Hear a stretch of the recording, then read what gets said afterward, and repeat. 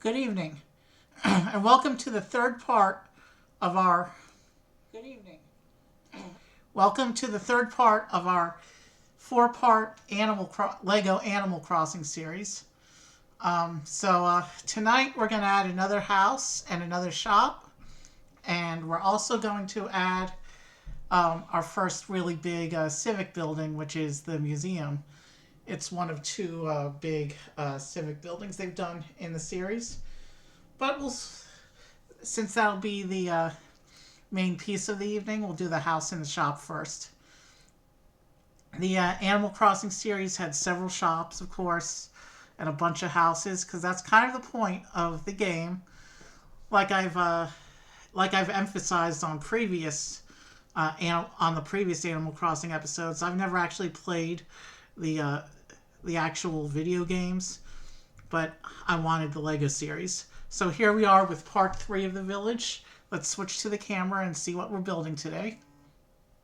We have here, as you can see, the museum set, which does come with this little dinosaur skeleton. Excuse me a moment.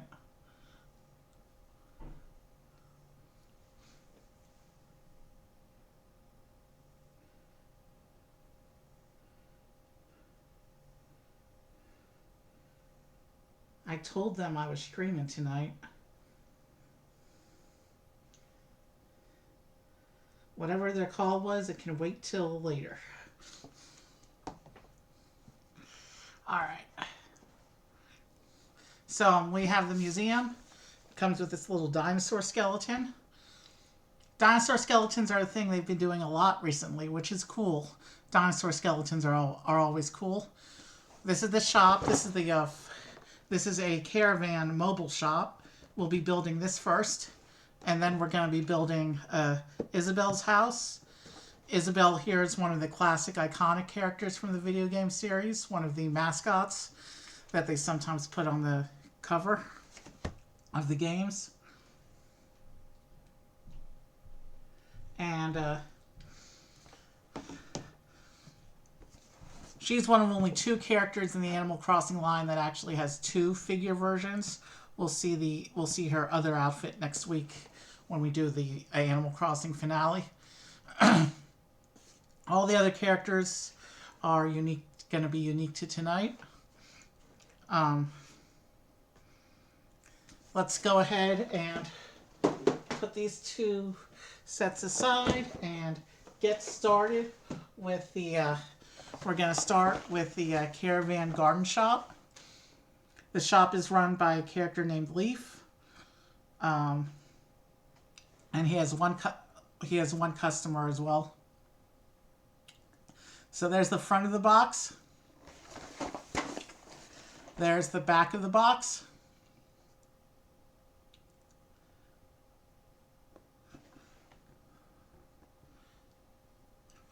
And as we've learned through the previous sets, each set seems to have each of the building sets at least seems to have one major customization thing. We'll see, and it says right here, customizable. So we'll see what that enables us to do when we get inside the box. Here, you can look at the front a little more while I push these tabs. So out of this caravan, Leif runs a garden shop. So we have a Tom Nook's General Goods Store, and we have the Able Sisters Clothing Shop, and now we're going to have Leif's garden shop to go with it all. 3 bags. It doesn't look like there's any separators, so I will pull out the spare from last time. Always good to have a spare separator. Looks like 3 numbered bags. Let's set 2 and 3 aside. We have bag 1 out, of course, and the instructions. You know what we do with these by now, so let me just set that over here. And we will pull up the instructions here. And we will begin. One moment, let's make sure. Did I turn the audio on? And we will begin. Yeah, we're good. All right, so let's go ahead and get into our first build. And so bag one, we're starting with our first character of the night, who is Leif.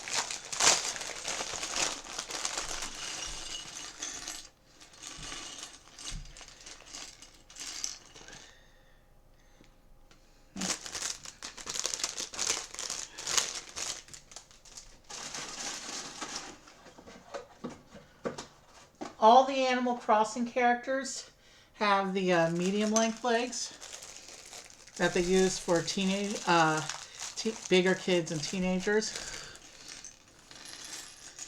It just gives them a little bit of a cuter profile, shorter and cuter, compared with regular sized minifigures.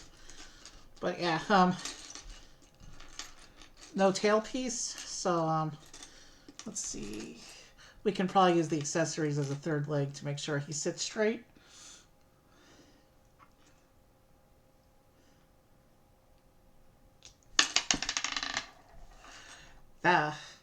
Didn't go off the table. I kept it from going off the table.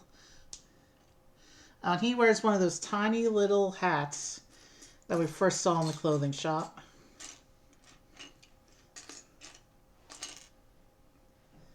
If I can find it in the parts pile, there it is.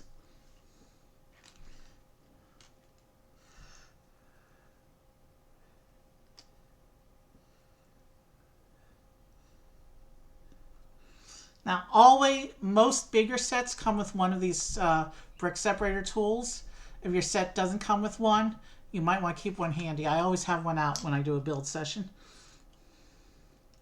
You never know when you're going to have to correct a mistake. So here's Leif. Hold on. Let me hold him up properly to the camera. There it goes. So there's Leif. He is the shopkeeper of this mobile garden shop. And he gets a watering tool, which we can use as a third leg when we sit him down. And like we always do, he can sit there and watch the build. There's his character page. And now we can begin building.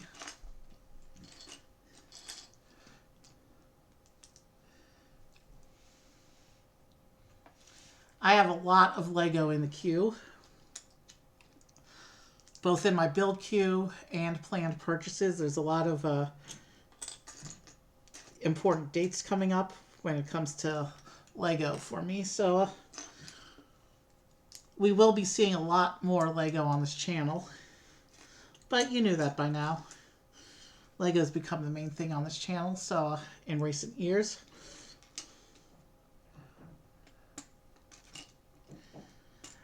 And we're within a few weeks of getting my the rest of my display shelves. And then this will really feel like a Lego room.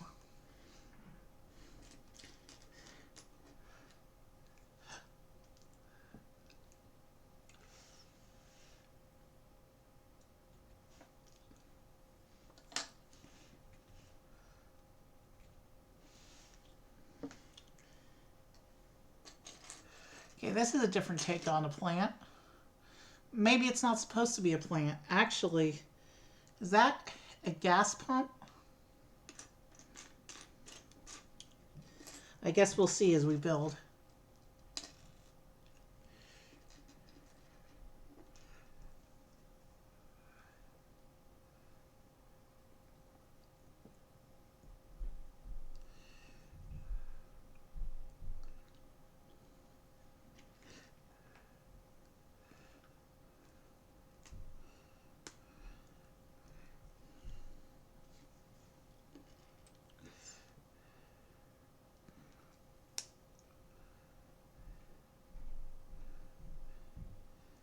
Actually, that looks like it may be supposed to be a gas pump, not a plant.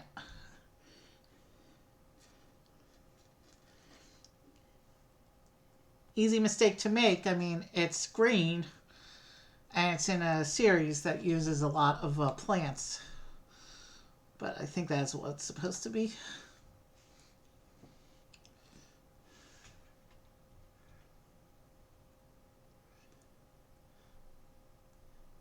maybe not a gas pump because it is a garden shop.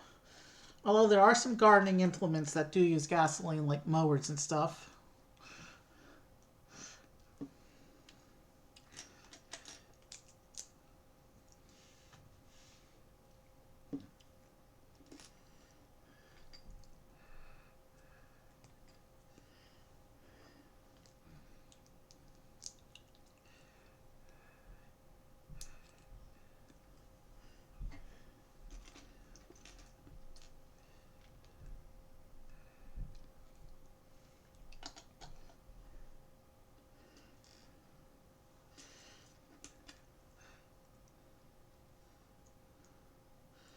And here's a nice little sign.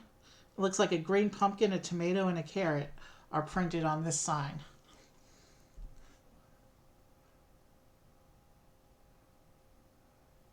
If it will focus, I'm using the camera that actually tries to focus today, so maybe we'll get to see the beautiful prints, and maybe it will be stubborn.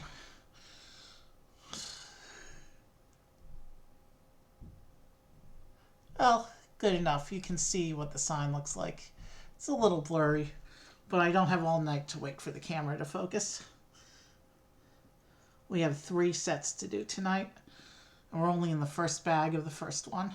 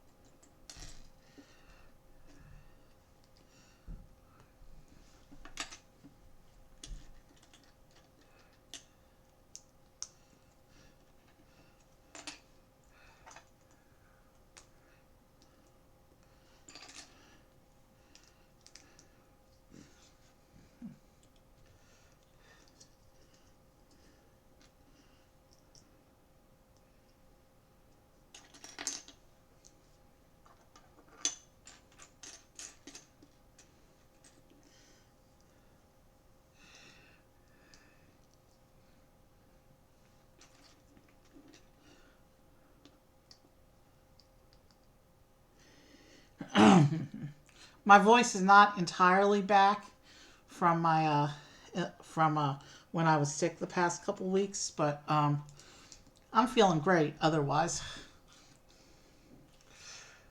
That's part of the reason I didn't do any additional streams last week after the Animal Crossing last week. I just the main thing is I didn't let the I didn't let this slow long sickness stop the planned series on this channel. And after tonight, we still have one more week. We have one more Animal Crossing next week. We have one more episode in the Animal Crossing series, after which we will have built the entire Lego Animal Crossing series. It doesn't look like they're releasing any new ones this year. So if they do, it'll be a nice surprise, and I'll do a follow-up when it comes out. But I don't think we're expecting any new Animal Crossing this year.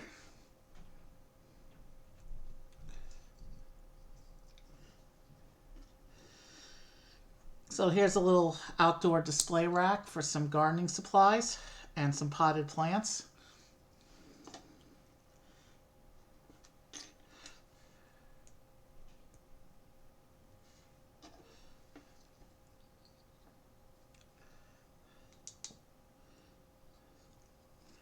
So now, if I put this together, so there's a planting field, what may be either a water or gas pump, and a display stand with some potted plants, a shovel, and some plant food there. That's the scenery build we just made. And now we come over here and we can build Leif's truck.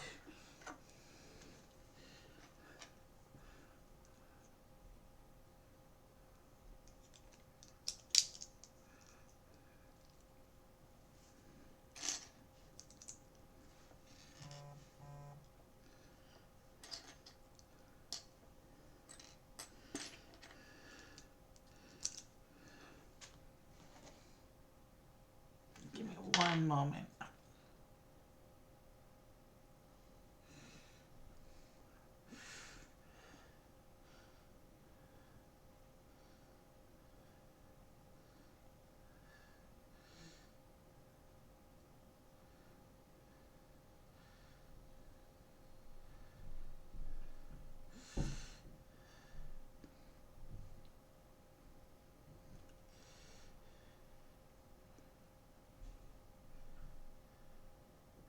Give me one moment.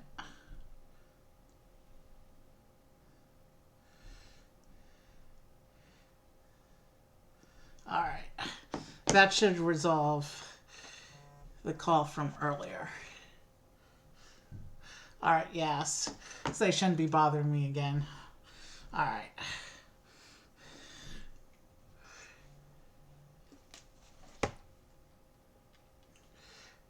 Yeah, we're clear. Let's keep going.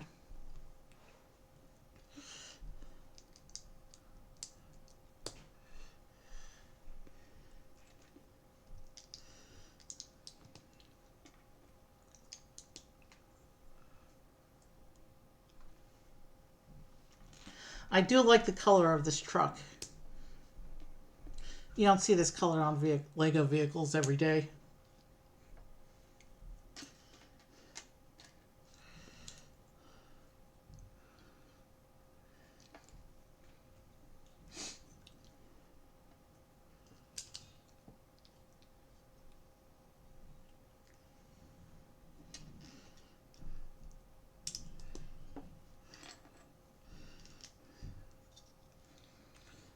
The truck is coming together pretty quickly, but it is a small truck. And we do want to make good pace today because we do have a lot to build. So,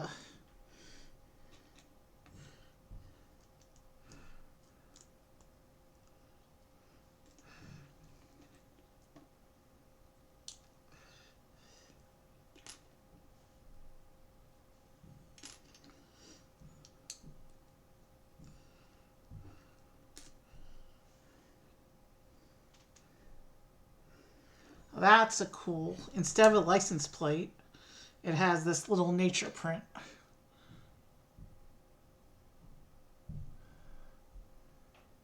Camera doesn't want to focus on it, but you get the idea.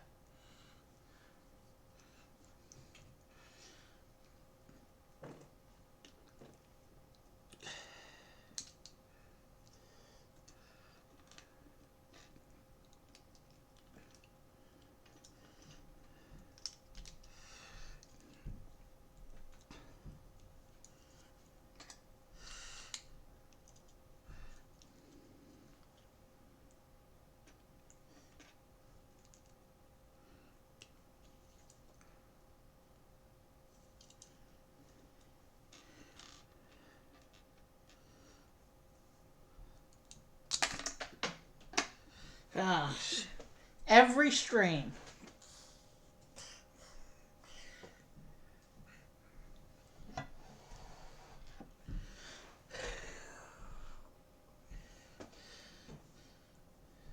Sometimes pieces, no matter how secure my grip seems, pieces fly out of my fingers anyway.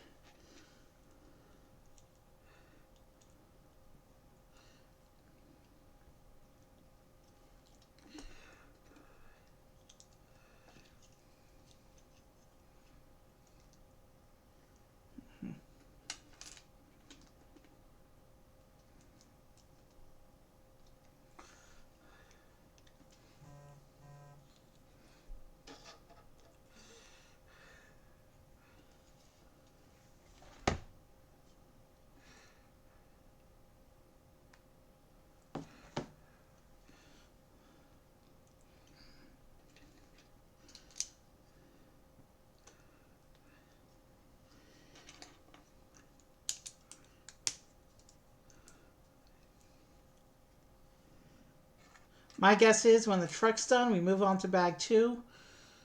My guess is bag 2 will be the shop, and bag 3 will probably be the interior details for the shop, the furniture and stuff.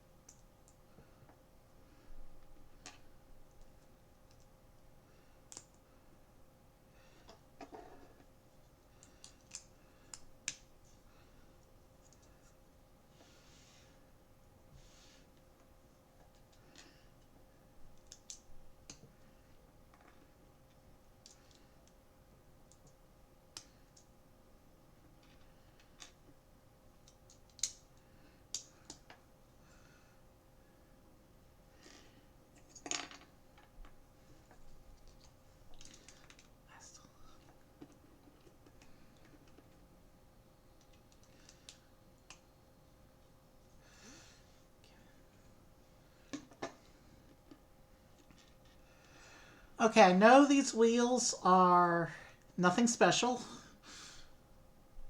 and not as cool as other cars, but since we have a history of showing the wheels whenever we do a car on this channel, here's what the wheel looks like with the tire attached.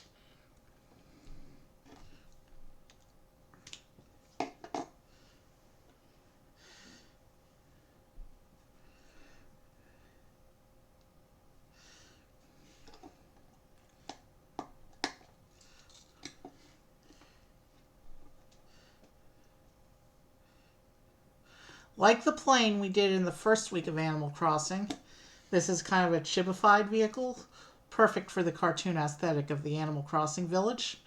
I like it. Fits right in here.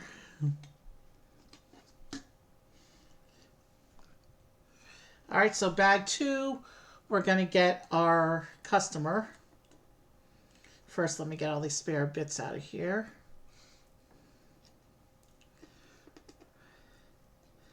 And I actually did not memorize the names of the characters before stream like I did the past 2 weeks. Let me just look. According to the box, this character's name is Poppy. So Leif's customer is Poppy.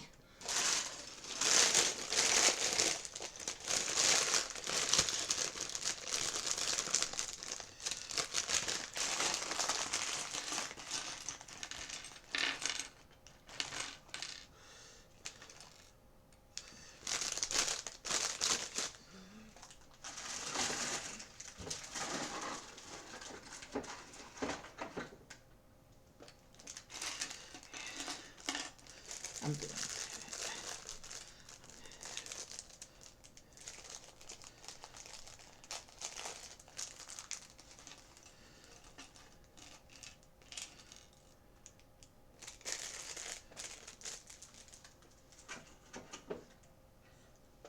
So here's bag 2.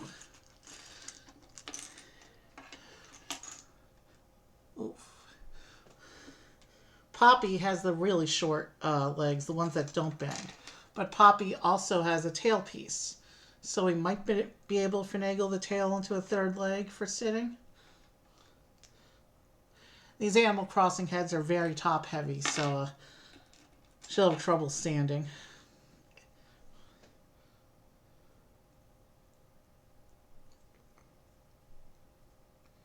Yeah.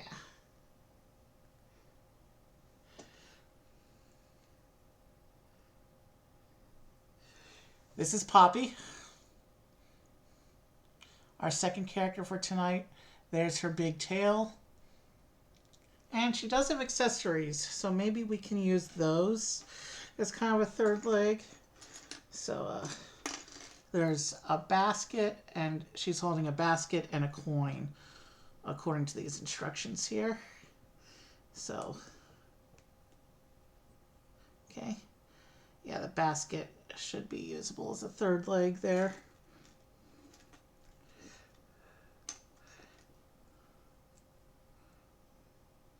And one of the Animal Crossing coins, the star coins. So there's the coin.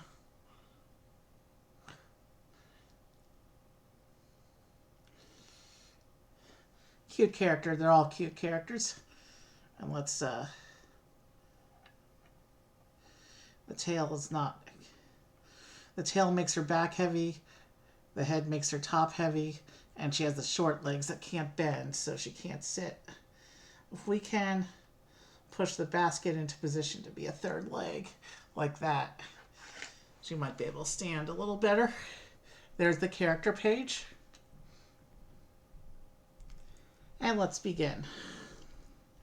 So now we're building the shop section. Oh, I forgot to show off. Here's the little truck. Cute little truck to pull the mobile shop. Anyway, let's get right into it.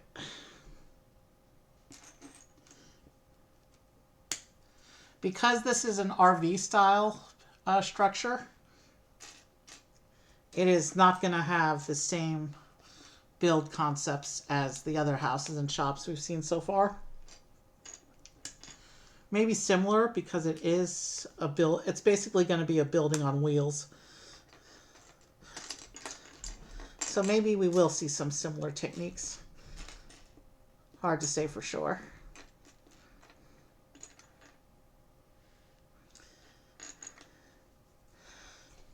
I have noticed that these Animal Crossing sets, they use some of the more simplified traditional Lego techniques. Lego's been moving into the really cool, advanced, detailed stuff. But traditional Lego aesthetics work best for a cartoony theme like this. So it's nice to see some of the simplified, almost juniorized. Not really a fan of super juniorized sets, but Animal Crossing isn't super juniorized. Just enough to hit that aesthetic that it needs. The cartoon look and feel that makes this series so unique.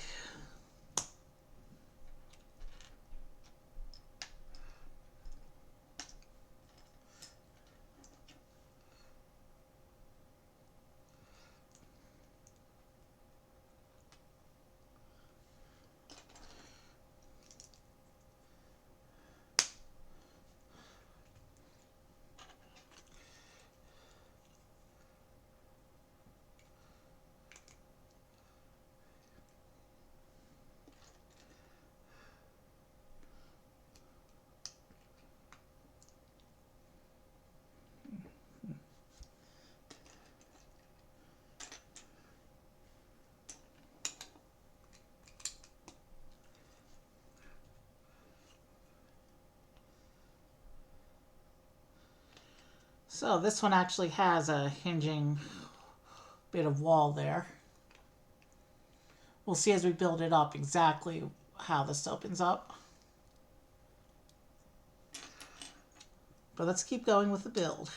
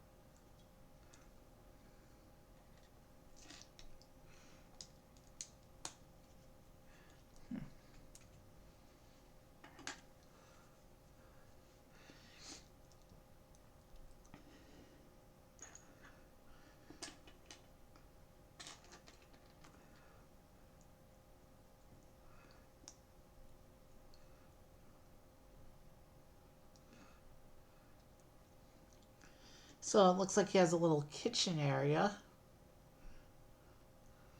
Makes sense if he has to travel around with his shop.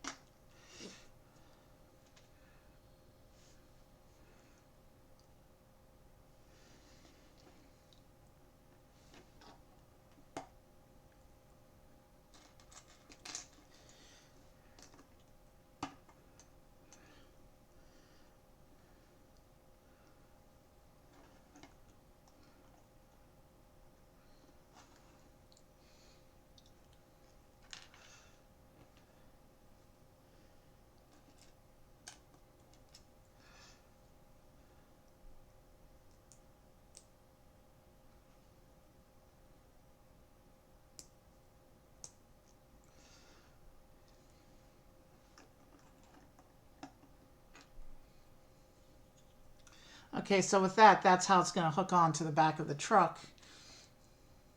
Well, we still got to build up the rest of the structure around it, of course.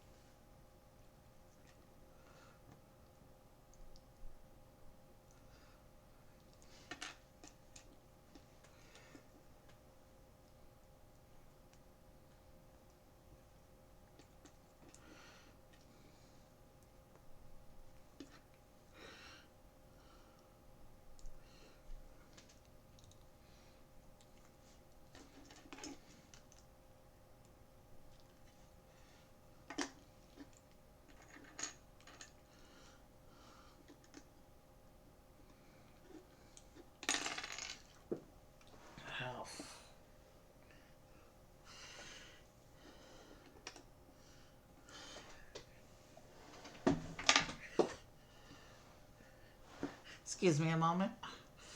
I'm dropping stuff again.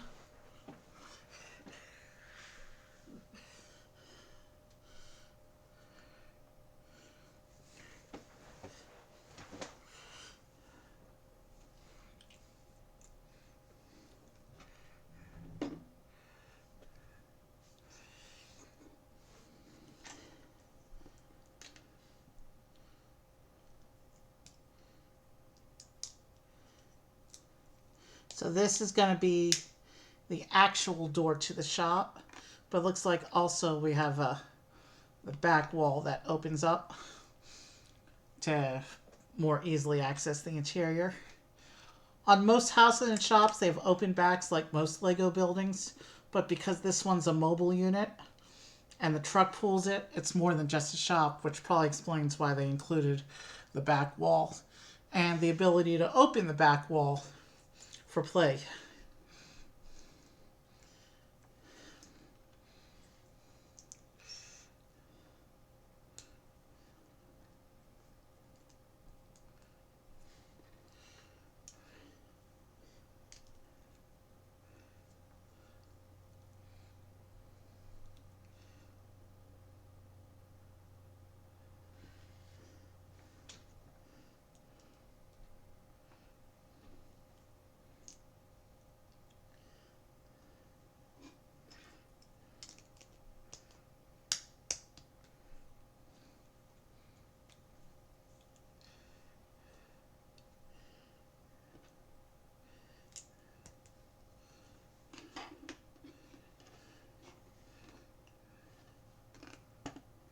So yeah, that's the back wall there. That's the wall that swings open.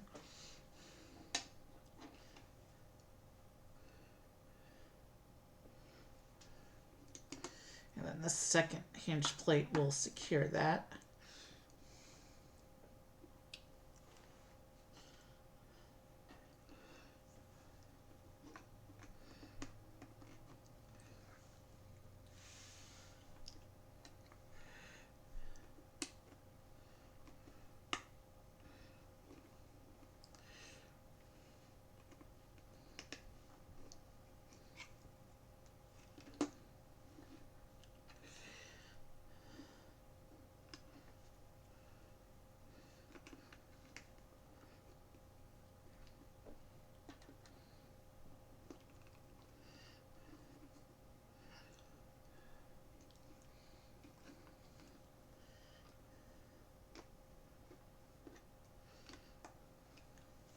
So it looks like we only get half the shop in this bag, and the other bag is going to be the other half of the shop. Previously on Animal Crossing, they've given you the whole structure in one bag, and then the roof and furniture in the next bag. But I guess because the shop is a different structure, because it's a mobile unit, the build is a little different. It's more akin to other vehicle builds where you build the back of the vehicle and then the front, except in this case that looks like the front of the mobile shop. Let's get bag 3 out and keep going.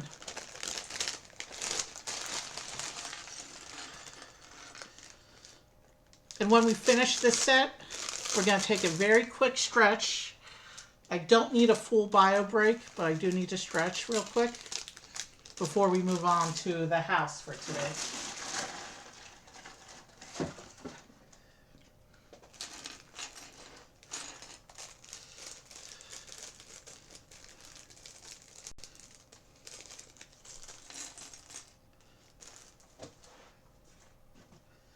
I do appreciate that Animal Crossing seems to have no stickers. We haven't seen any stickers the first 2 weeks, and this set doesn't have them either. So I'm holding out hope that as we continue, that trend will continue.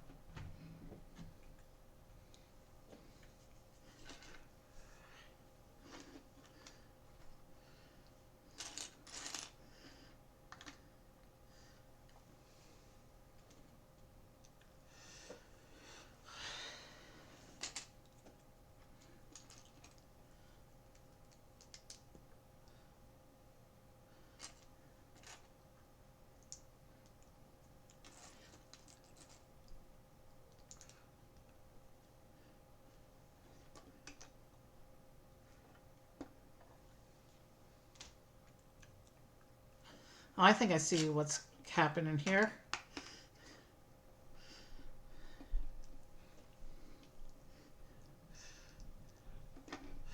We've got another one of those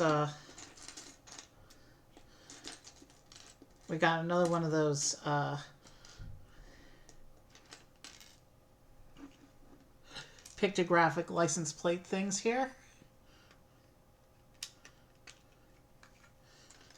I'll show you when I finish this step.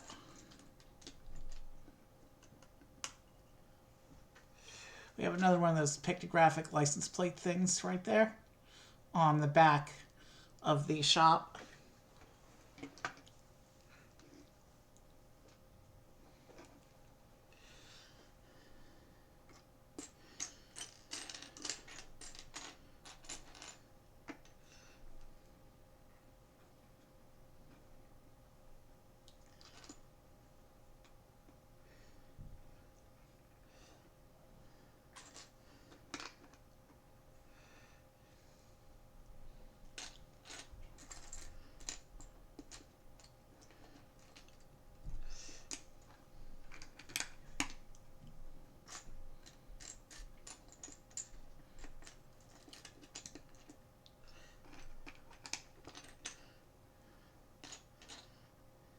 I see some more of those hinge plates in this parts pile. So it looks like this end of the shop is also going to be able to open up.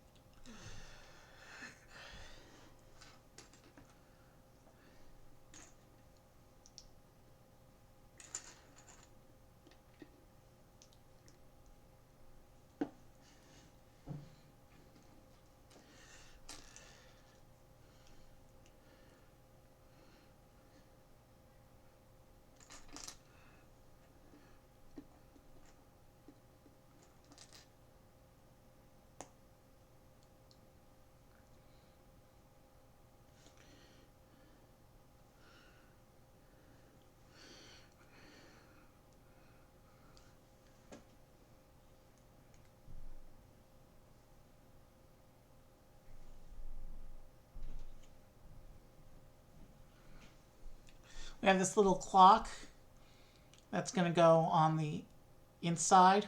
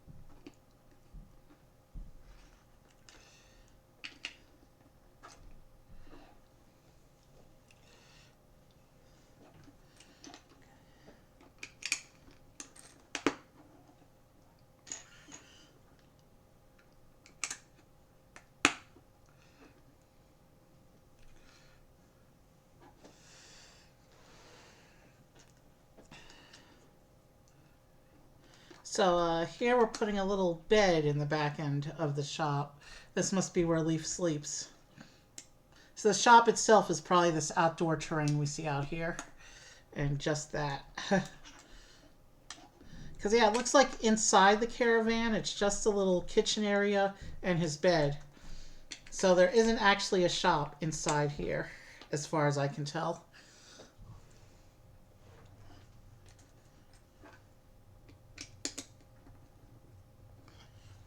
But there's a nice little bed inside. There's a nice little kitchen area over there.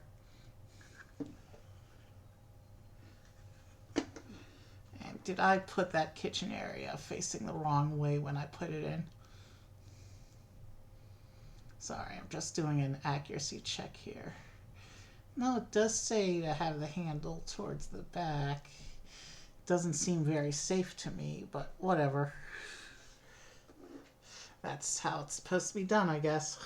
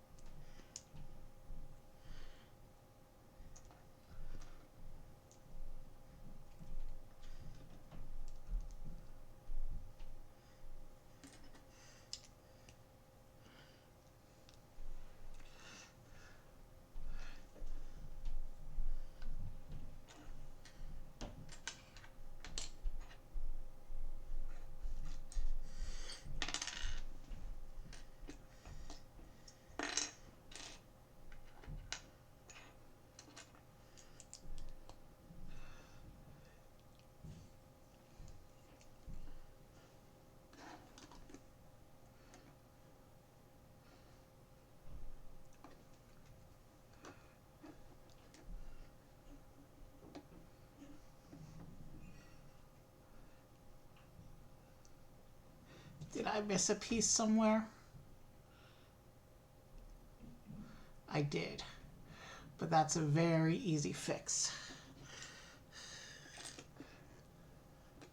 There we go. And now we can move on.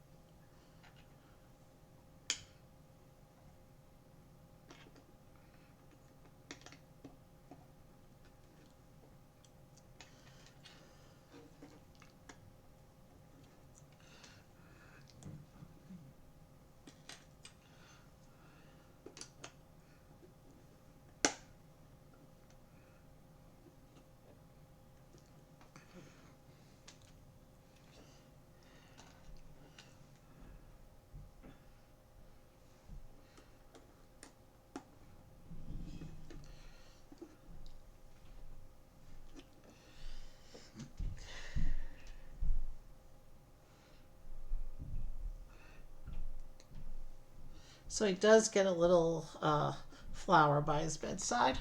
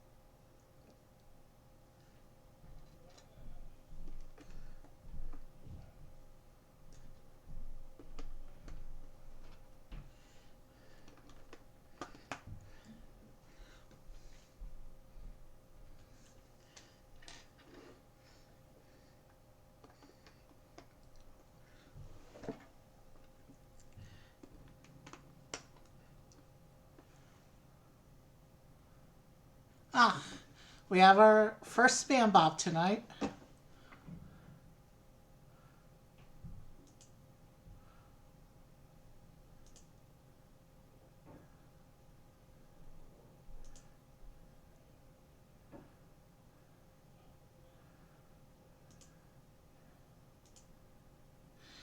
This spammer is banned.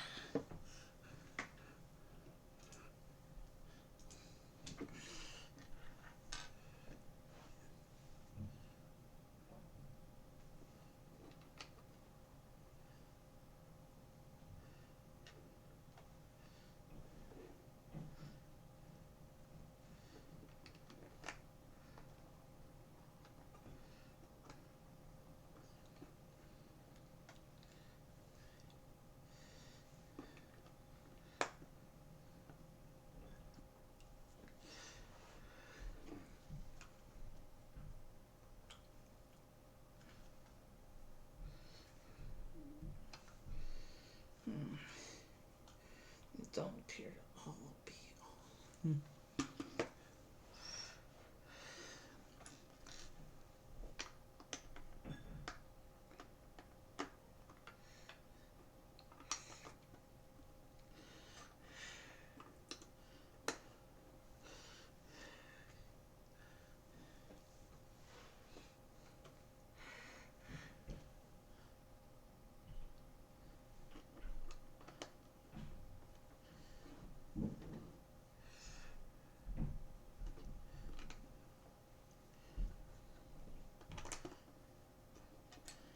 All right, so it looks like the caravan itself is not a shop. It's Leif's living area. And I guess when he's ready to travel, he just packs his little shop display into the caravan on top of his bed, I guess, to travel on to the next place. But let's go ahead and finish the build and see what the instructions imply about the his setup here.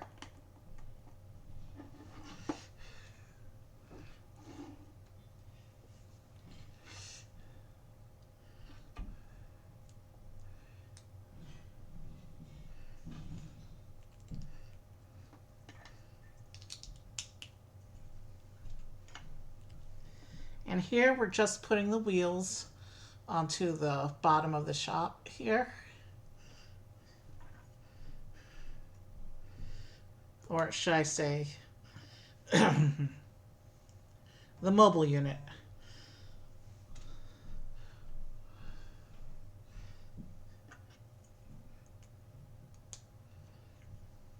Here's the little wheel assembly that's going to go under the little caravan here.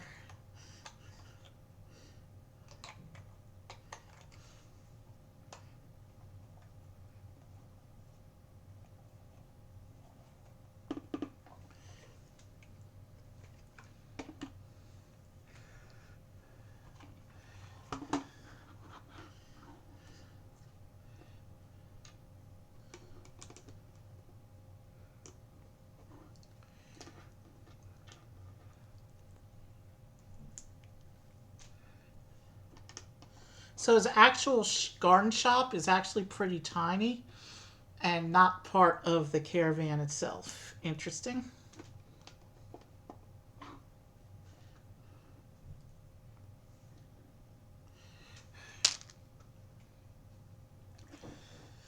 And this shows you can take the roof off and open it up. And this shows everything together.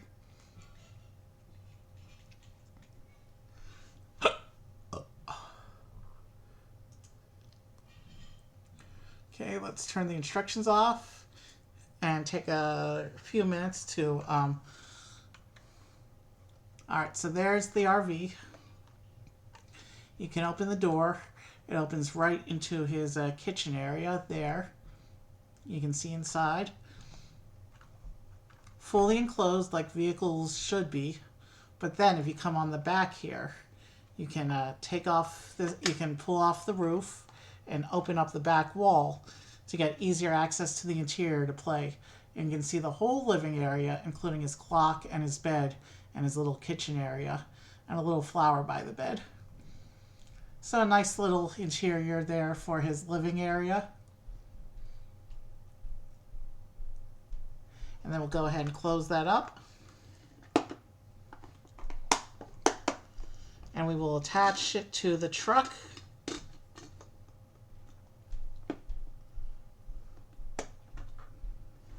It rolls nicely. It does have those little risers on the bottom to help keep it a little bit level when they're separated like that. So the little mobile unit stays level, but it doesn't roll when it's separated.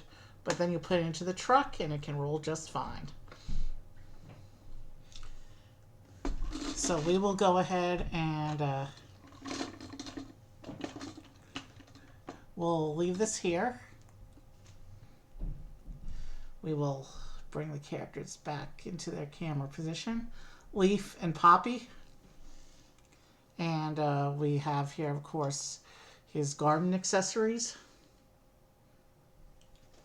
And when we come back from our little stretch, we'll be building this house. We'll be building Isabelle's house. And Isabelle does have a friend. We will be meeting two characters in this next box. I'll be back in a couple minutes and we'll go ahead and get that started. But first, a quick break.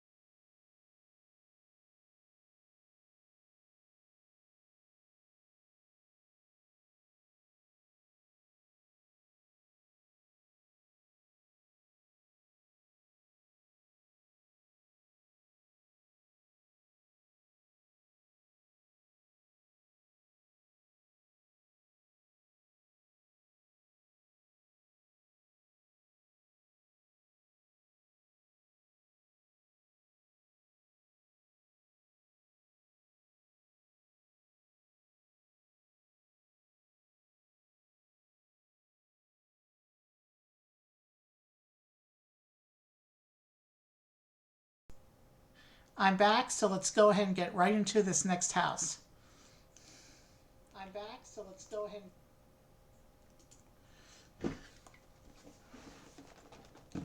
First, of course, we will clear the previous set from the table to make room for building.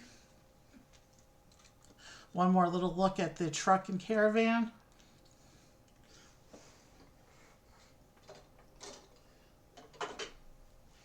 And the garden shop.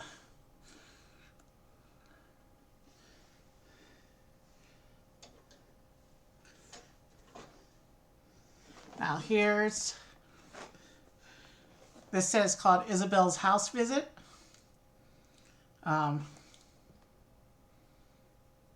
Isabelle, of course, being one of the main mascot characters of Animal Crossing.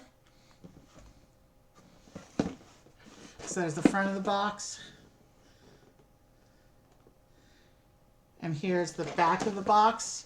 And the back of the box shows them switching out windows. So it looks like this is one of the sets where we're going to have a choice of what windows we want.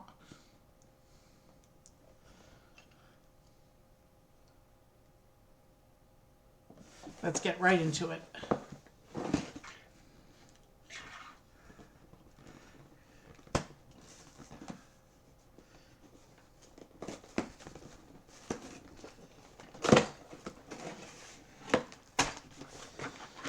So this big base plate was sitting right in the top of the box, making it hard to push the tabs in.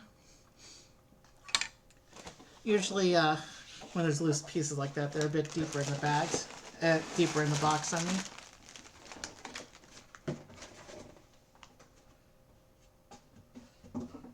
Let's see what we got here. Bag 2, bag 6, bag 5, 4, 3. Bag 1 is tiny. They sometimes do that, where like bag 1 is like a little teaser to the set, and then the builds proper start in the second bag. Mario does that a lot also, where bag 1 is like a little teaser with the first character. The instructions book.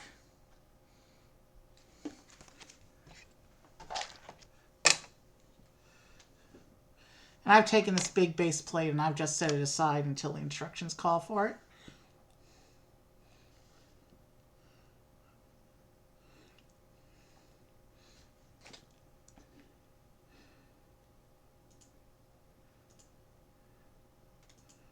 So now let's pull up the instructions.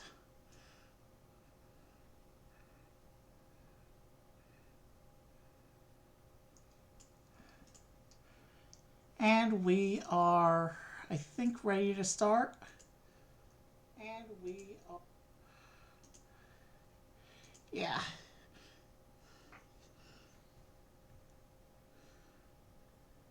Says to open bag 1. Again, no separator in this set. So let's get right into it. We have our spare separator from before, so like I said, always make sure you have a separator with you when you're going to do a build session.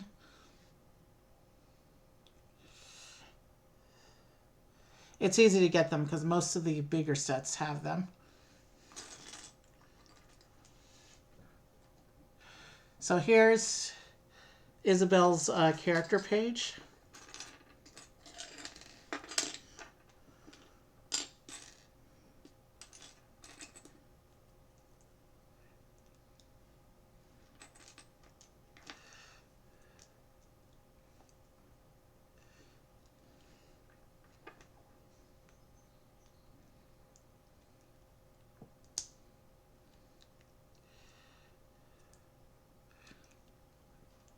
And she's supposed to get one of these pink star flowers in her hair. According to the picture. Is that in the picture? Well, according to the instructions. Yeah, but you can do whatever you want with your characters to accessorize them, I guess. Yeah, one of the pictures on the box does in fact have that, but most of the pictures don't. But the instructions say to put the star flower up on her hair like that. So there's Isabelle. If the camera will focus, there we go.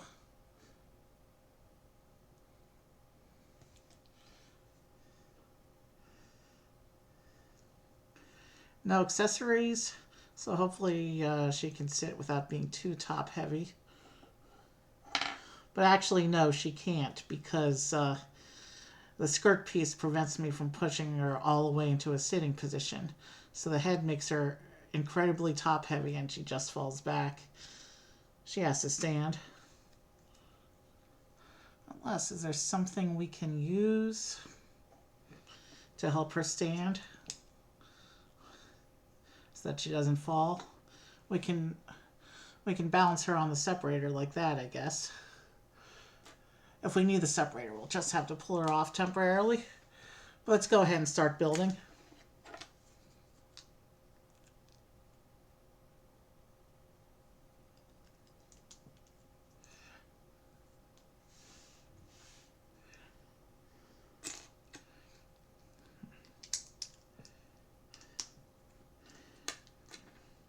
So it looks like bag one is just a little side terrain build that's going to go with the house. But we do get, it looks like a carrot and a pumpkin. So Isabella has her own little garden. Fitting that we just built the garden shop then.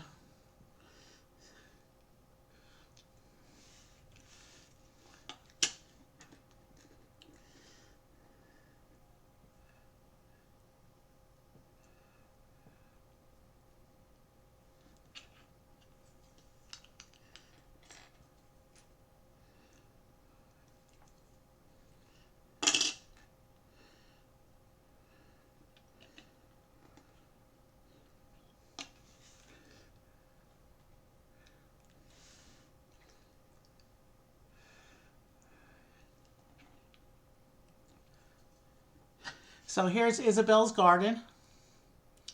Carrot, pumpkin, cute little bit of side turning there. Let's keep going.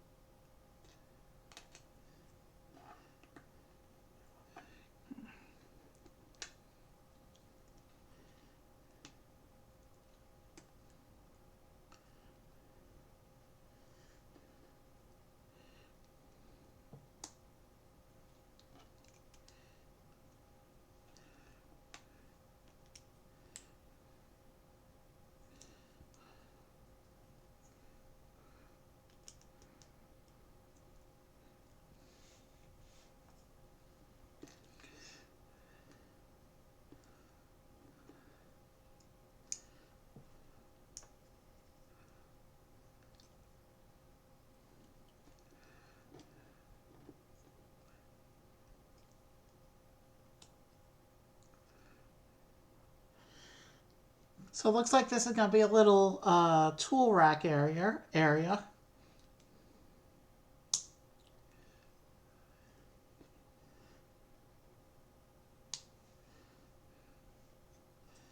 There's even a little nut candy down there. Nut candy chocolate bar.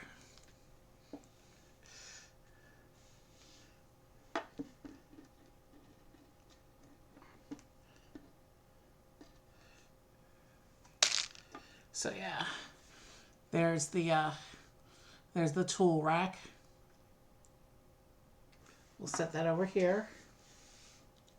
We need the base plate and we need bag 2.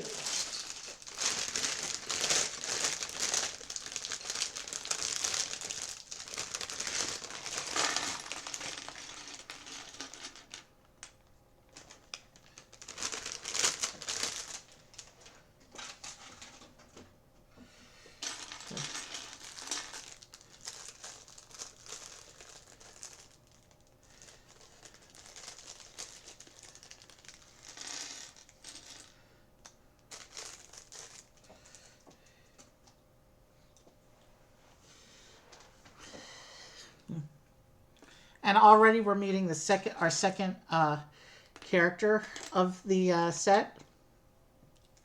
So after this, we won't have any more character introductions till we move on to the final set of the night. But according to the box, this character's name is Fauna. So let's go ahead and get Fauna put together. And Fauna gets one of those party hats we've seen a few of the characters get in previous episodes.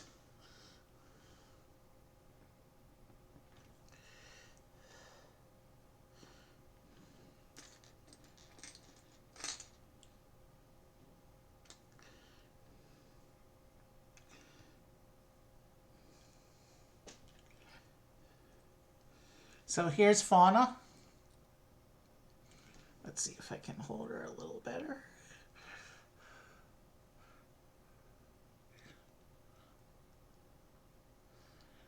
Cool looking character there.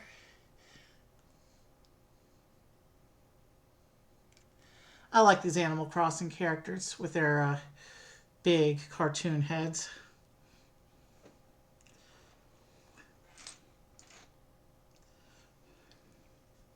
Oh. Instructions say to give her a basket. So like Poppy, she gets a third leg for sitting and balancing.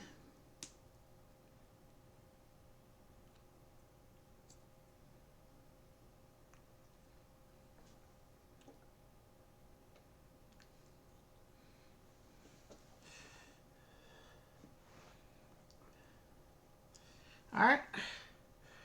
Let's get right into the house build.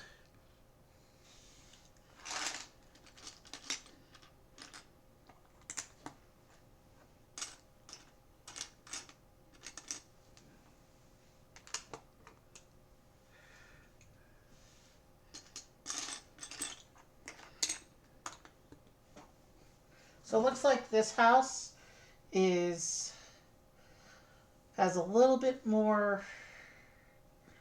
Well, actually, the build on the front looks very comparable to the other houses we've seen. But it's also, the set was separated into 6 bags for some reason. And it only takes like 2 to actually put the house together. So we'll see what all those extra bags are, I guess, as we go through the set.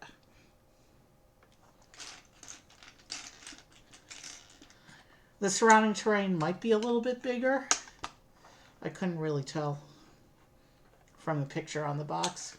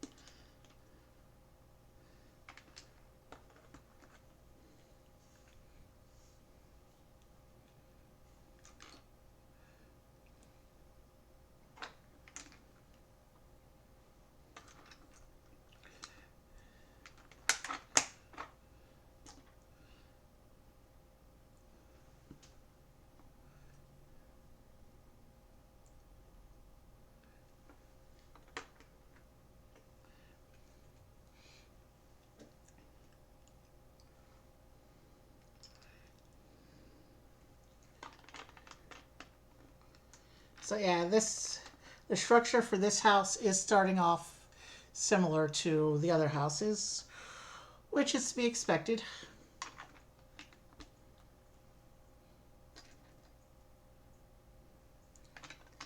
I could have chosen to do a one weekend marathon for the Animal Crossing stuff, but I do believe that if I had done that, it would have been, it may have gotten a little boring if I had done that because of the fact that so many of the builds are similar in this theme. That's part of the reason I wanted to space the series out, but I still want to get them done relatively quickly once I started because they are, after all, thematically related.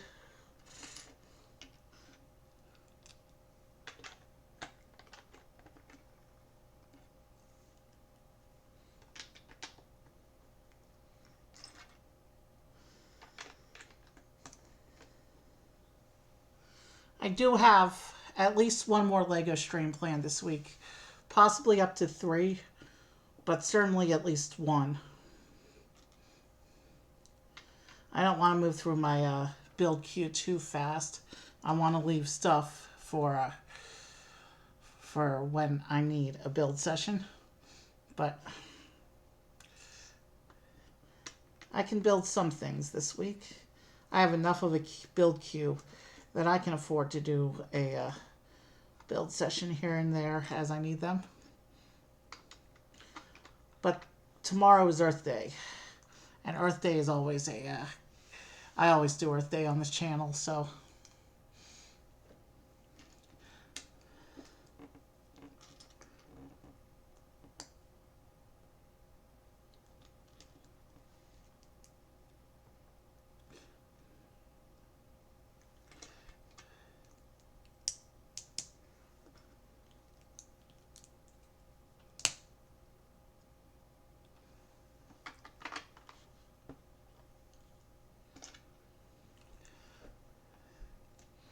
and these are the bits on the house that you swap out the windows.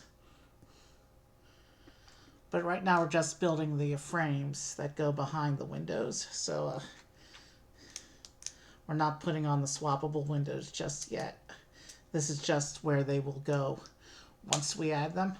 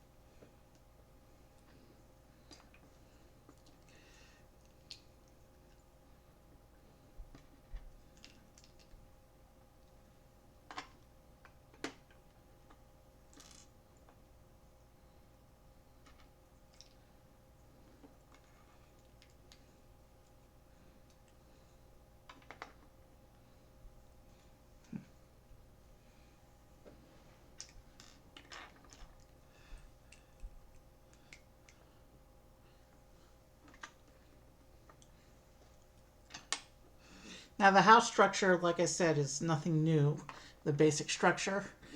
So that's part of why it's coming together so quickly. Because we've done similar build before.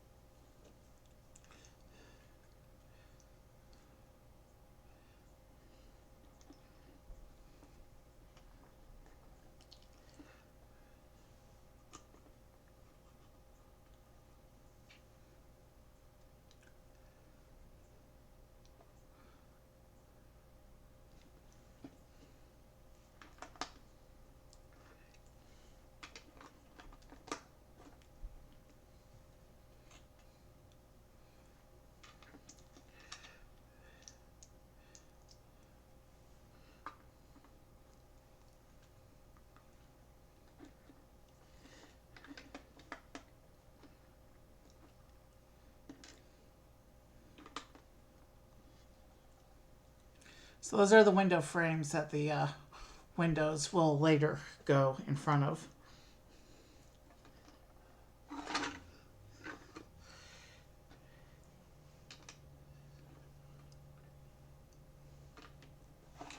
Oh, I got behind the instructions there. I'm sorry.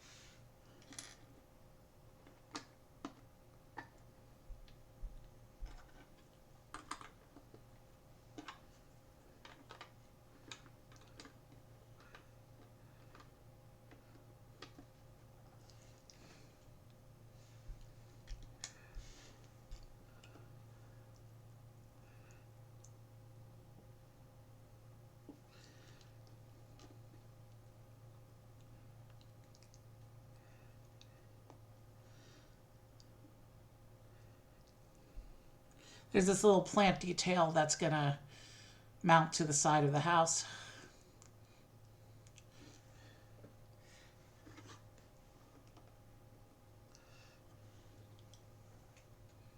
And then it's time for bag 3. Let's get these little spare bits out of here and get bag 3 going.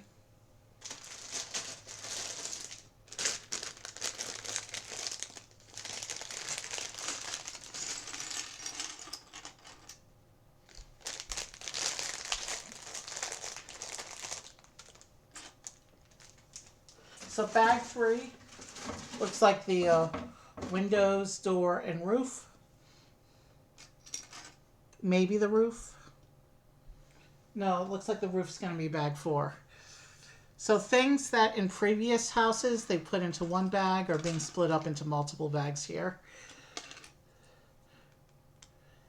Probably to make the set seem more substantial than it actually is.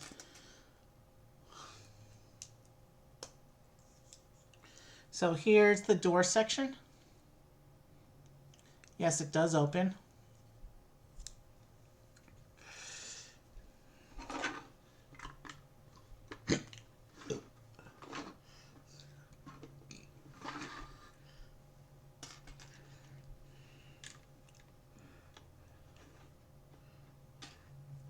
So yeah, this bag looks like it's just the doors and the windows and the framing for the roof. And then the next bag is the roof itself.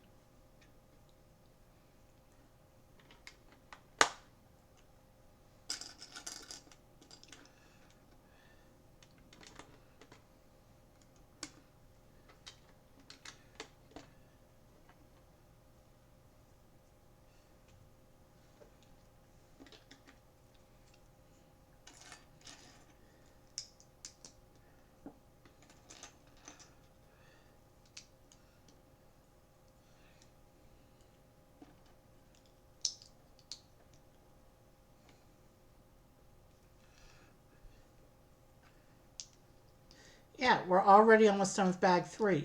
We literally just started bag 3. Okay, so yeah. Definitely this set involves more splitting of bags than is technically necessary.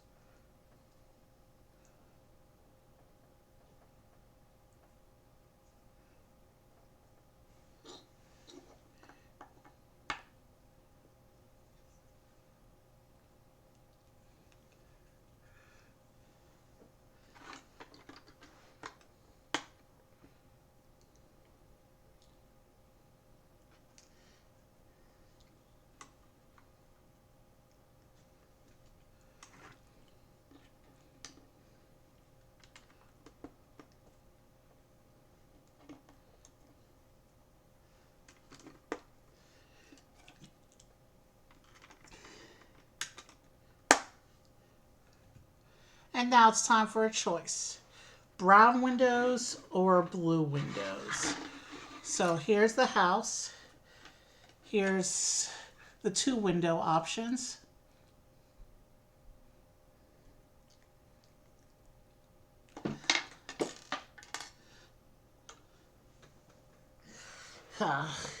Let me rescue the character and then I'll put on one of each.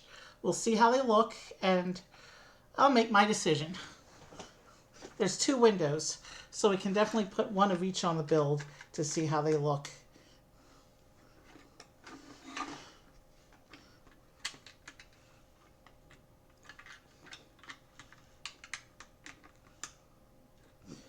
Okay, so here's what the brown window looks like on this house. You can see that it matches the brown color scheme of the house better. Here's what the blue one looks like. And the blue one has a big color clash with the brown of the house, but it has synergy with the red of the door. If we come here, the red of the door does have synergy with the brown. I'm going to keep the brown windows. It goes better with the color scheme of the house. So we'll pop off the blue window. We'll put the other brown window on. And now the house has a clear color scheme going on. That doesn't clash too much. We'll take the 2 blue windows, set them aside. We'll set aside the spare bits because it's time for bag 4. Bag 4, it looks like, is probably just going to be the roof section. And I guess bag 5 and 6 are going to be the terrain and furniture.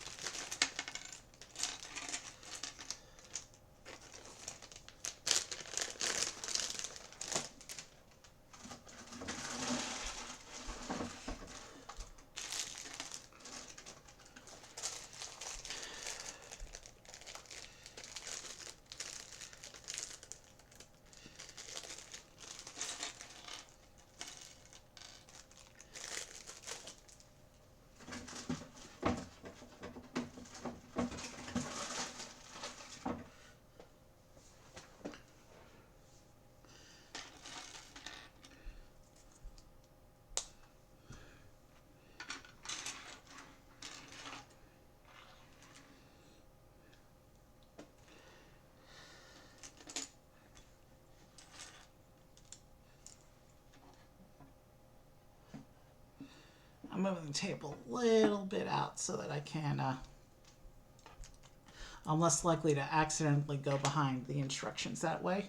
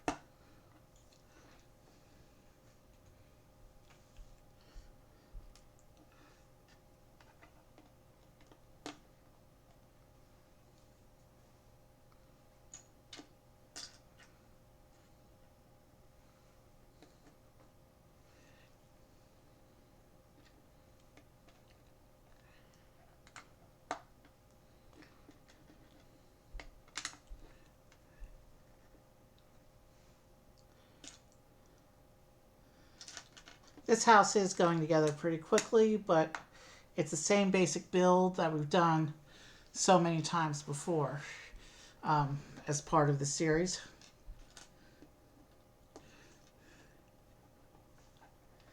I do like the consistency in the house style, even if it is a bit repetitive to build,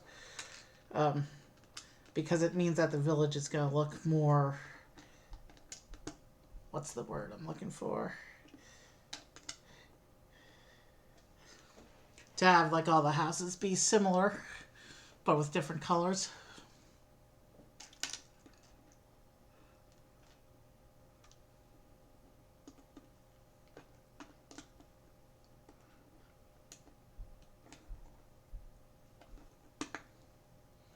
So now we're just tiling in the roof detail here.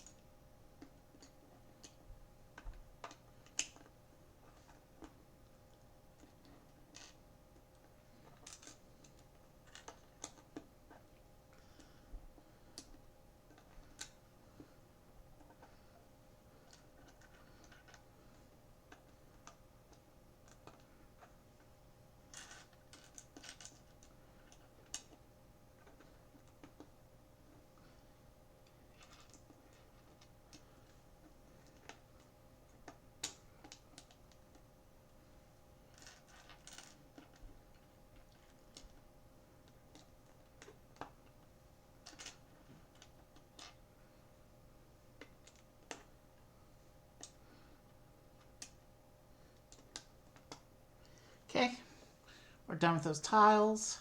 Now let's do this assembly.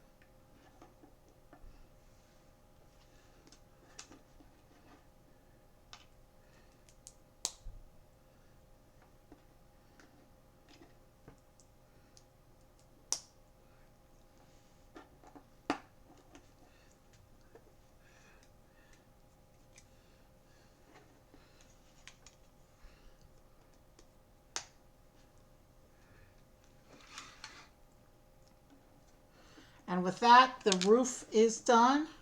And I'm just going to pop it onto the house real quick.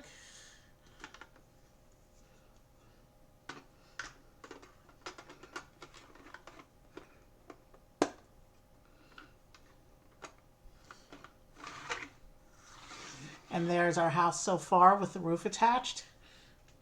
And now we come to bag 5.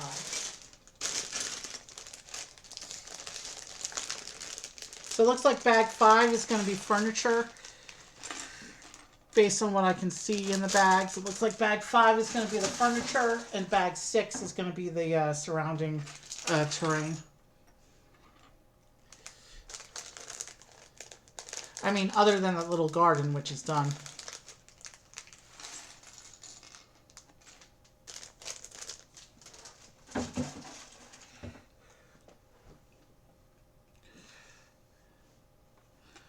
But first, it looks like we actually get a little more house detailing. Okay.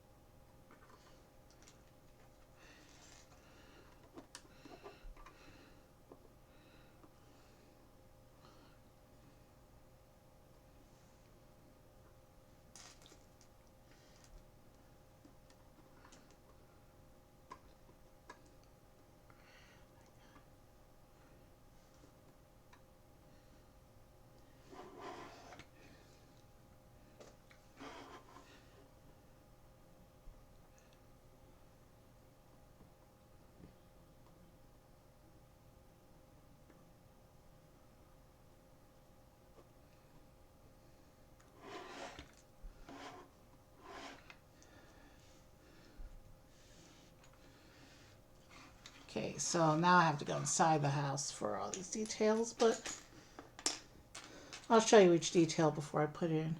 Oh, that's foreshadowing for next week. The portrait here, that's KK the musician. We'll get to meet him next week because he's one of the big sets of the series. There's a reason I'm saving his set for the last stream. And we'll get to that next week, but there's a little bit of foreshadowing and a preview for next week. KK the musician. And I just put that into the house.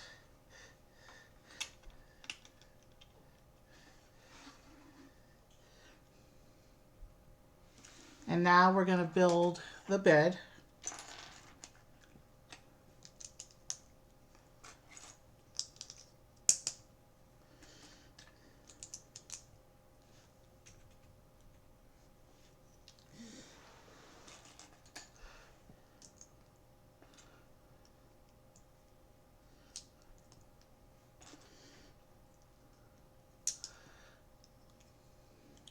Another involved tile pattern involving 16 differently colored 1x1s. Give me a moment to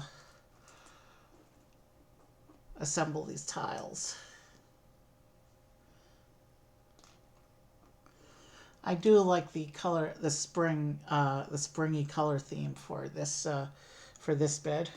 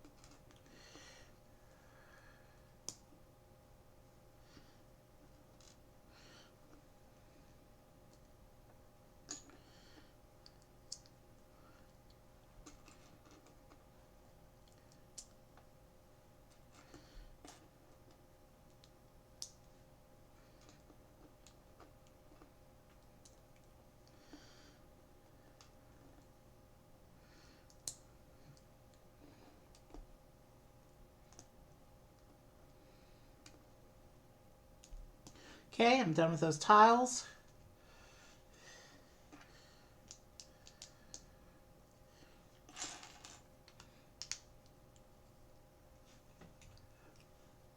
Okay, here's the bed that's going to go in the house. Wow.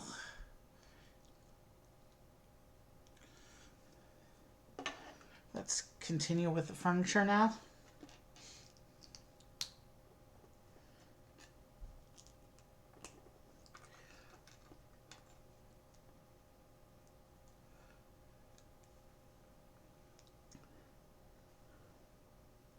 Hey, that's a printed phone. Nice.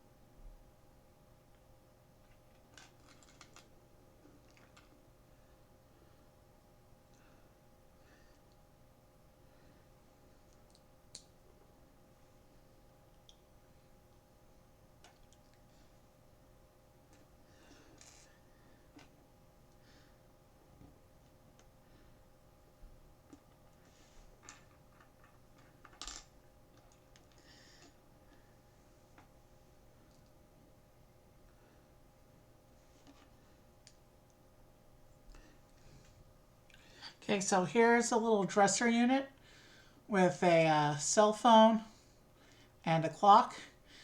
And I assume that transparent piece is supposed to represent a mirror.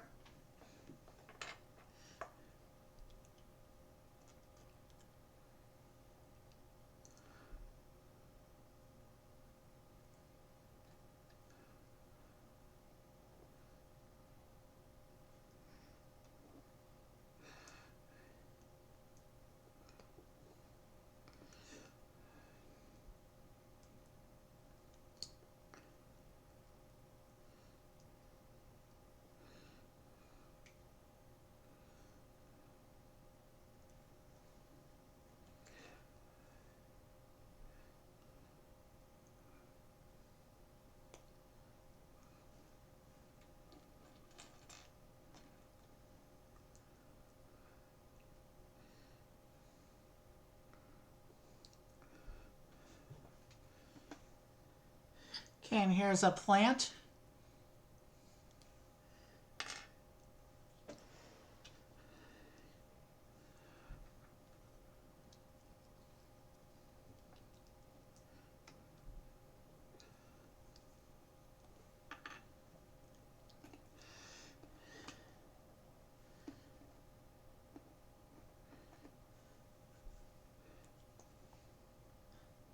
Oven rack with a baked good, a pastry.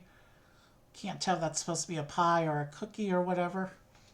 But we're going to put that in the oven.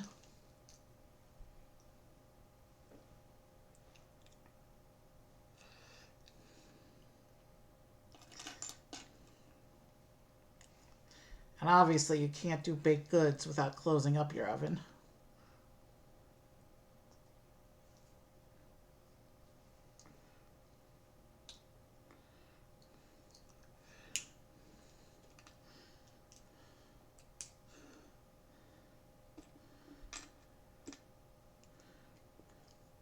So there's the oven, pastry baking inside, cooking pan on top.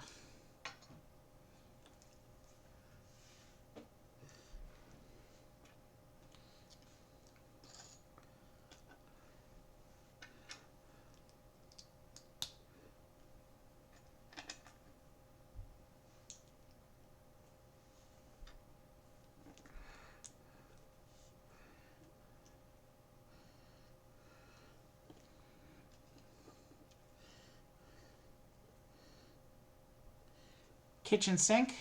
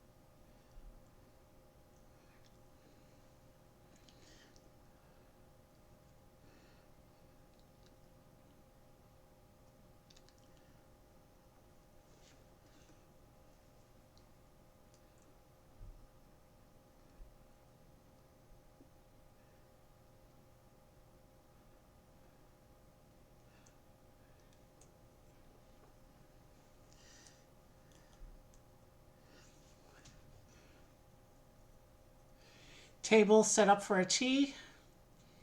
We got a couple pastries on that table and a tea set.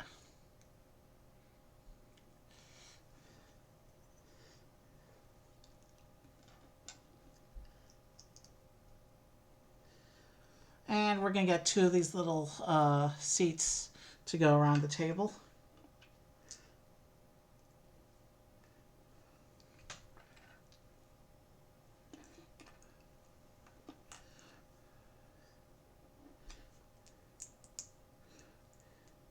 This is one of those book pieces that they do, but this one is completely blank.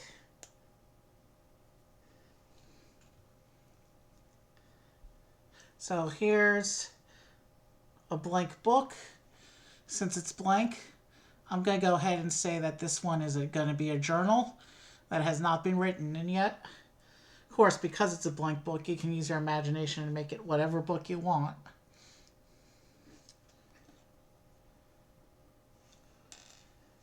Did I miss using a leaf somewhere? Doesn't look like it. Leaf pieces they don't usually give you as spares. Oh well.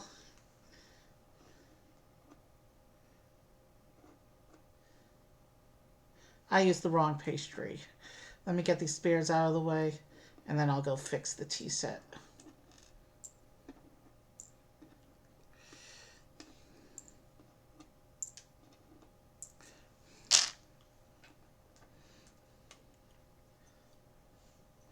First, let me make sure I have one of each of the 3 pastry types across the builds.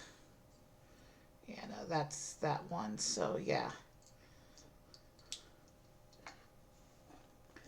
Let me fix the tea set real quick.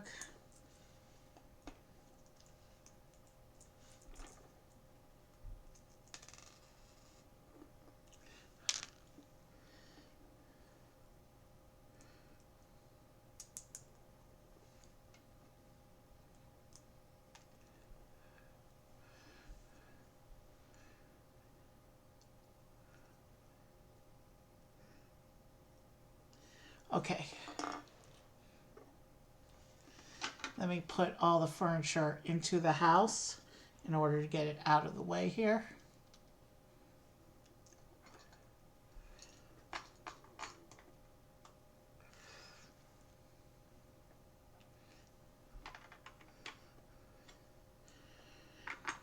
Furniture arrangement really doesn't matter right now, but I just want to get it out of the way.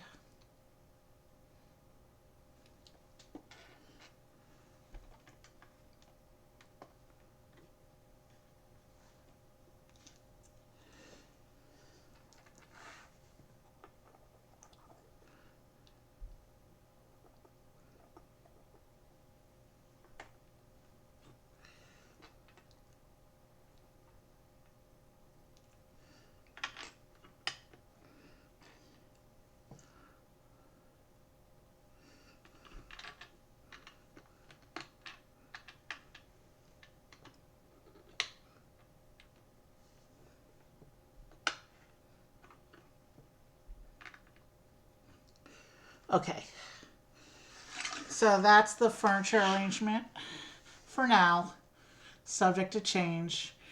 Because when I do my displays, you won't be able to see the side anyway, so it really doesn't matter where all the furniture goes. We're just about at the 2-hour mark of stream. We have 1 bag left for the set, and then we have the big set for the night.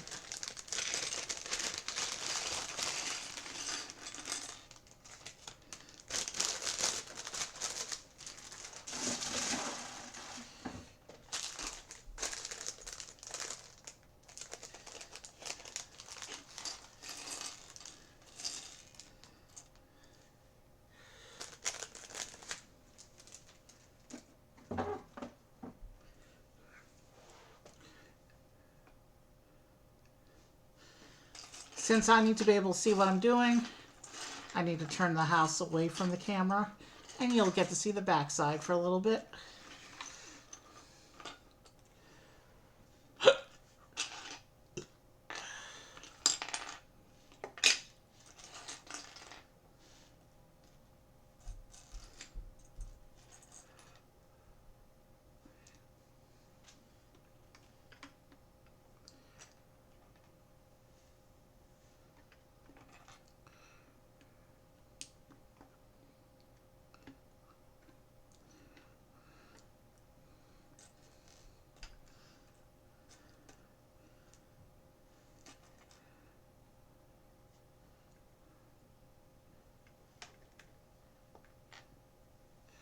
Okay.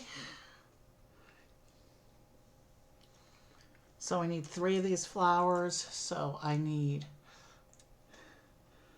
to make 9 of these double stacked yellow flowers before continuing.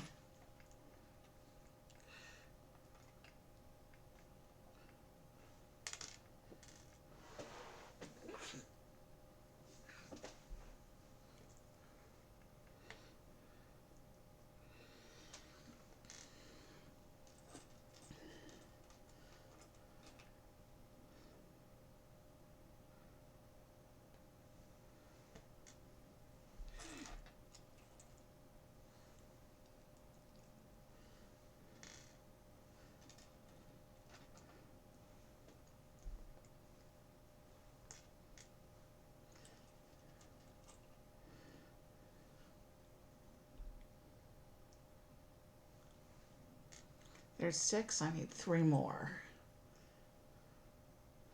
And we will put the flowers onto the stems as we add them to the scene.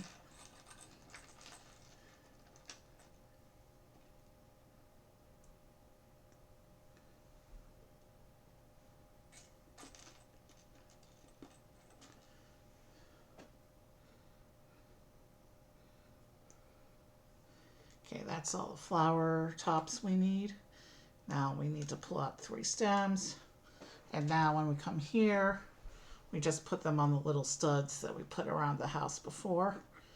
So now we'll assemble and place the 3 flowers.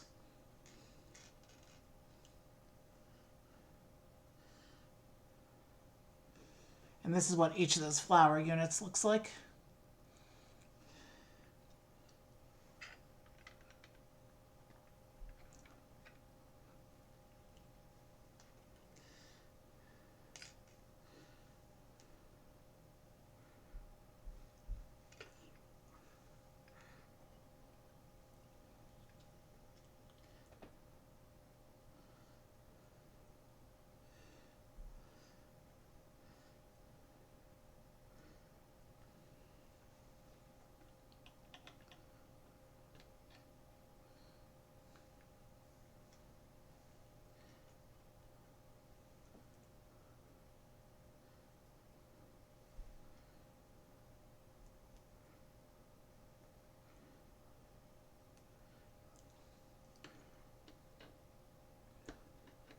All right, the flowers are now all on.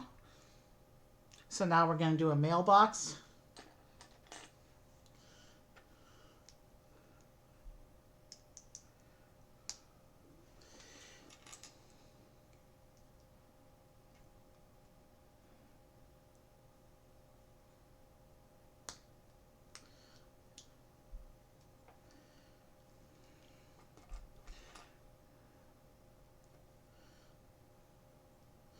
And we do get this printed letter that's going to go in the mailbox.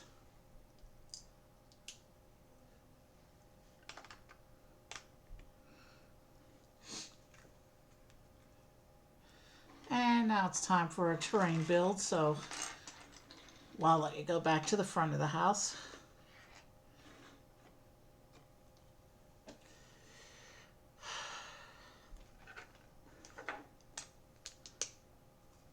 When we finish this set, we're going to take another break before we get into the big one. This break's going to be a little bit longer than the last break because I need to run upstairs and get some water. Like, I really need water right now, so we will take a short break so that we can get healthy and comfortable. And then we'll come back and we'll look at the big set for tonight. Now that we've added 1 house and 1 shop to our village.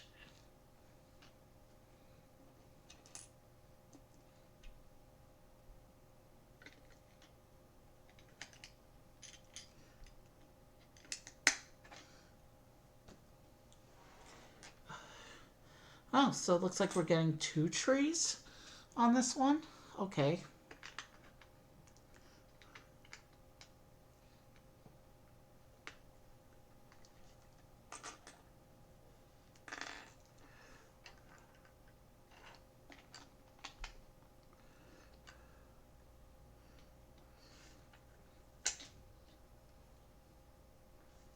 Or maybe one just a tree stump.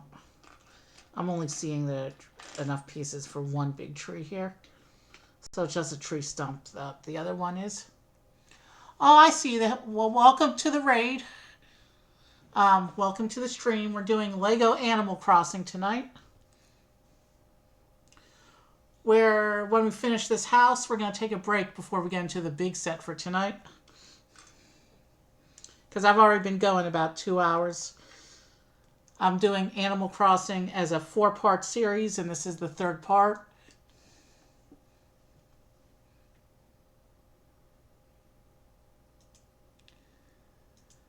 I'm not really well, tonight's last set is the museum set from Animal Crossing. That's why I included that in the description. But we're not quite there yet. I'm still doing tonight's house. Like I mentioned, I'm doing the whole Lego Animal Crossing series as a 4-part series on this channel. So,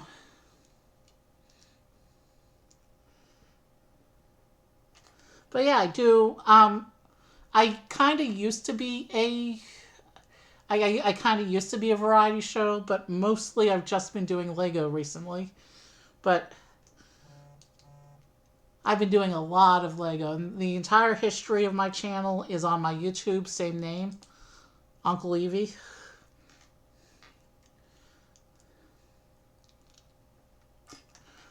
But yeah, right now we're finishing up Isabelle's house. And then,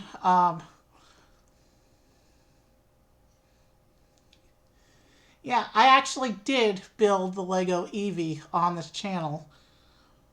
Release week, actually. I think I did it release week. Okay, so the instructions show to hide the star coin inside the tree.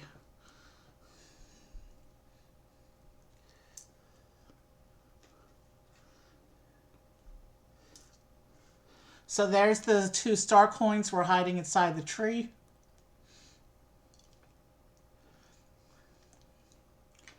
And now we'll just finish putting the tree top together.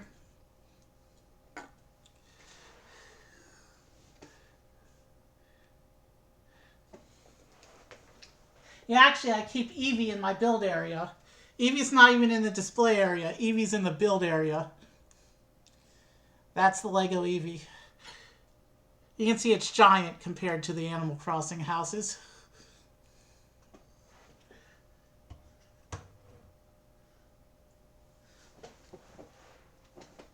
Anyway, so back to the tree. Most Animal Crossing sets have one of these, this style of tree in it.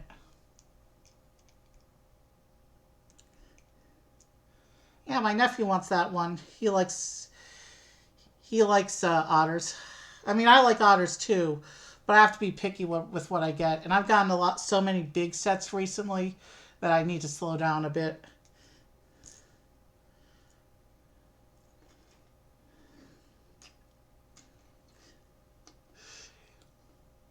I do have a nice build queue though. But like I mentioned, you can find the history of my channel, including all my past Lego build videos, on my YouTube, which is the same name, Uncle Evie. Yeah, those are on my list, but I don't have them yet. I have been collecting the gardens. I've been collecting the gardens, but I thought it silly that they released the Autumn Cottage Garden in January, right after fall ended. So I decided to postpone it and wait till it's more seasonally appropriate. But I've done the Tranquil Garden and the Fountain Garden, and when I do the Cottage Garden, it's going to be displayed with those. I like that series. So it looks like this time it's an apple tree. The Animal Crossing trees, they all use the same basic build, but they have different details, like they're different fruits. Some of them have flowers instead of fruits. Most of them are different kinds of fruits. And this one happens to be an apple tree.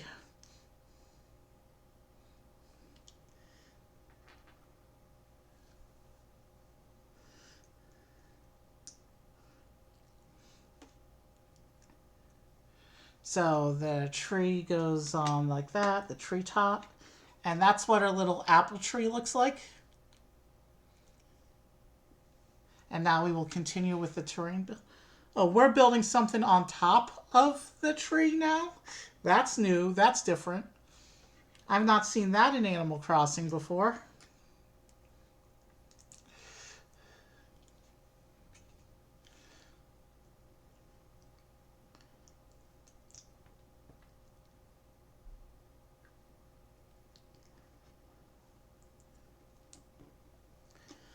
So it looks like we're building a container of some sorts that's going to float over the tree.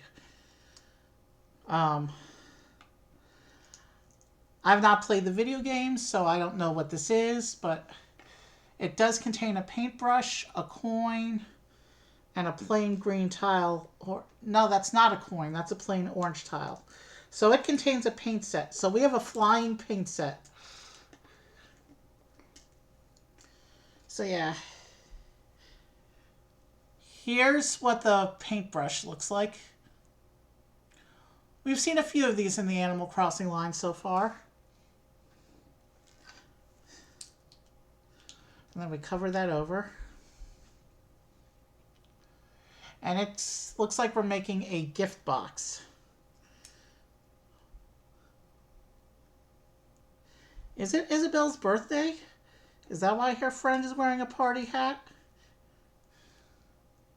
Or are they getting ready for Julian's birthday party, which is another set that we did previously that isn't part of tonight? Double birthday in the village, maybe?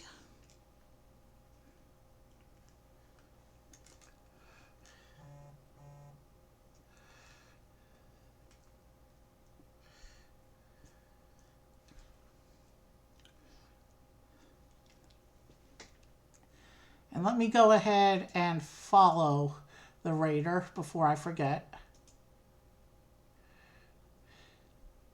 So Savers 123 is now followed.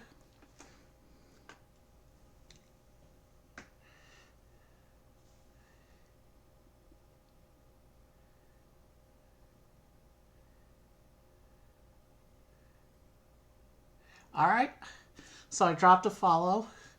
And now it looks like we're doing a little bit of a balloon on top of the gift to give it the illusion of being a balloon drop. Okay. Animal Crossing is just full of surprises, I guess.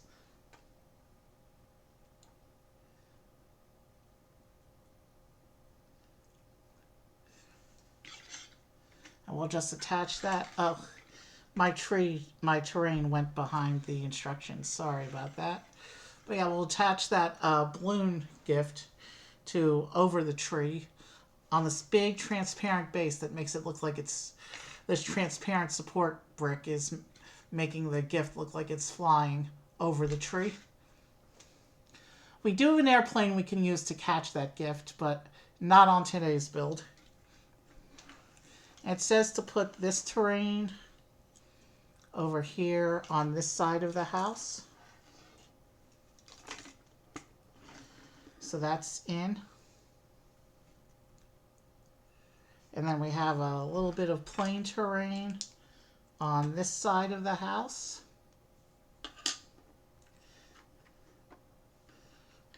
In front of the door.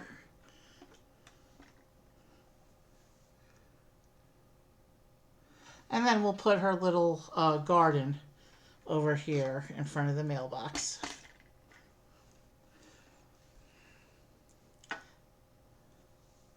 Okay, looks like I forgot a piece somewhere, because I definitely see a piece here that's not part of spare bits.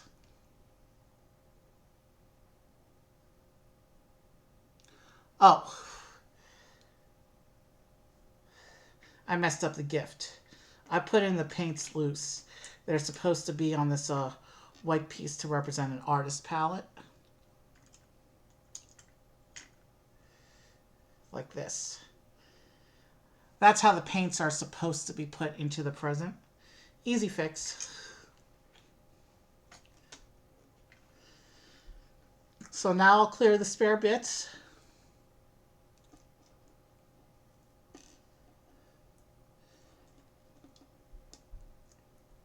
So not counting the talk time at the beginning of stream, I've been going about 2 hours, which is about right for two smaller sets. I'll show you what we did so far today. We have the, of course, here. This shows us that we are done building Isabelle's house. In this ad, okay, I can see Nook Shop. We did that part 1. I see Bunny's Outdoor Adventures. We did that a couple weeks ago. I see Rosie's house. That's the same set. And the birthday party. And I see the boat set, which we haven't, is next week. So let's go ahead and close up the instructions for now. We'll take a quick look at the house that we just built. And then we will... So here's the house up close. Fairly standard for an Animal Crossing house, but a beautiful build anyway. It's gonna be real nice looking at all these houses lined up next to each other.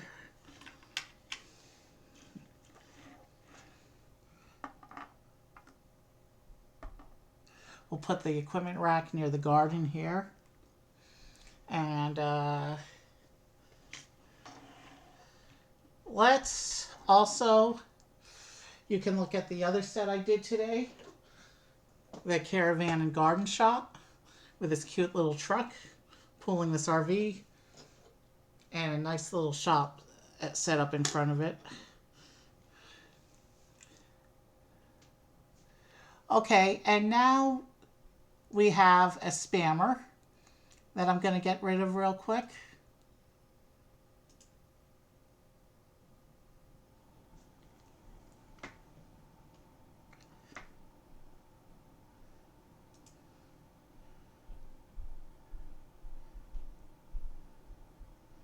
All right, the spammer is banned. And when we come back, well, we'll take another quick look at the characters so far. This is Leif. And we have Poppy.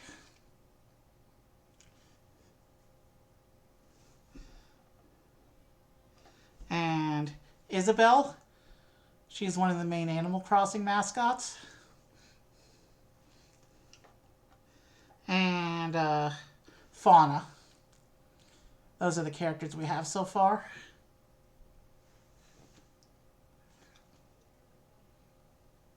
We're going to get 2 more characters tonight. So we did the caravan and garden shop. We did the Isabelle's house. And when we come back from break, we're going to do Blathers Museum, which will give us our last 2 friends for tonight. But first, we're going to take a quick bio break because breaks are necessary to maintain your health on a long stream. So I'll be back in a few minutes, probably 5 to 10. I need to run upstairs and get some water because I'm really thirsty and I need to stretch. But when I come back, we're going to get into the museum. I'll see you in a few.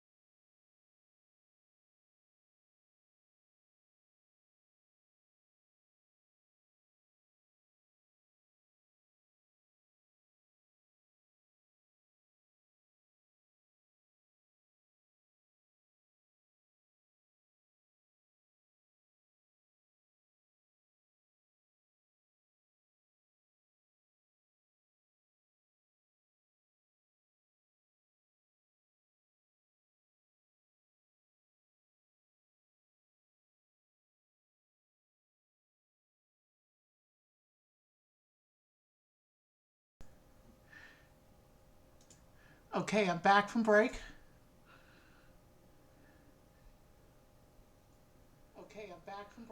Audio seems to be working again, so let's go ahead and get ready to get into the big build, final build for tonight. But of course, first we've got to take the other builds from tonight off the camera to make room on the build table. The characters can stay, of course. I always let the characters stay and watch the build.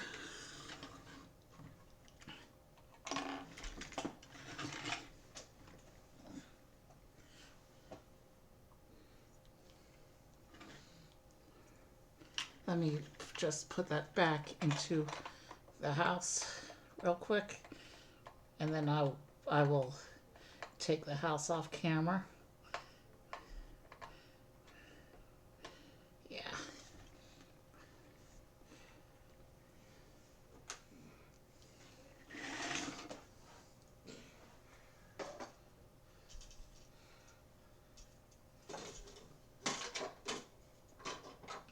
I think I just not accidentally knocked it off again. No matter. Let's oh, this goes off also. And now let's take a look at this museum. This is one of the bigger sets in the line. Probably the biggest in terms of an actual building. Maybe the second biggest. Looks like we're going to get an orange tree. Some displays. There's a fountain, it looks like. Dinosaur skeleton. Oh, it looks like the inside is pretty expansive with some nice exhibits as well. Okay, this is going to be nice. Oh, I got to show you the back of this box. Hold on. Here's the front of the box real quick. And here's the back of the box. And you can see the museum is quite a bit inside. And we'll take a look at all the exhibits as we put them together, I guess. But yeah, that's the back of our box.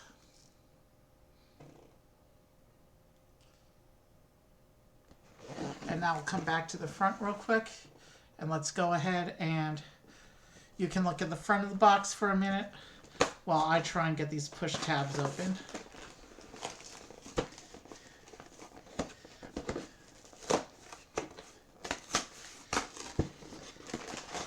And there is a mix of plastic and paper for this one, interestingly enough. Some of the numbered bags are plastic here, and some of them are paper. Interesting. I've never seen the paper and the plastic mixed like this before. It's always been one or the other. So here's bag one, which I set aside. And now let's just see. Well, so I know the numbers go up at least through 8. 7. We'll look at that in a moment. 6. 5. 4. 3. That's the third time I've knocked that same character off the table today. I'm not doing so well with that. Okay. At least she fell where I could reach her, and I could pick her up without getting out of the chair. All right. It also came with these 3 big base plates, which I will set aside until the instructions call for. We'll take out bag 1. And of course, it came with an instruction book.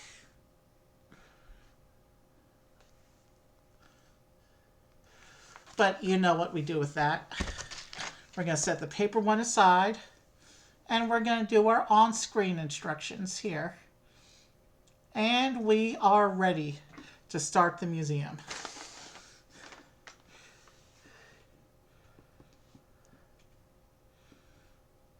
Oh, we do get a separator in this set. And you know what? It's one of the rare turquoise ones. That's really awesome to see that.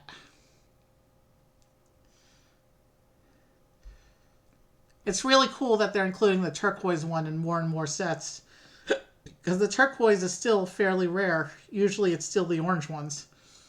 I have something like 40-something orange ones. And only like a dozen turquoise ones so far. And there's also a really rare green one that was only ever in 2 sets. That sometimes LEGO staff hands out at events. It's not too hard to get it from Bricklink. It's like $5 to get the rare green one. I bought one from Bricklink just to say I have all the colors of the traditional brick separator. But the oranges and the turquoise, you get them for free in most of the bigger sets. So, alright, so bag 1 is going to give us, according to the box, this character is named, so Lily. And she's going to be the museum guest.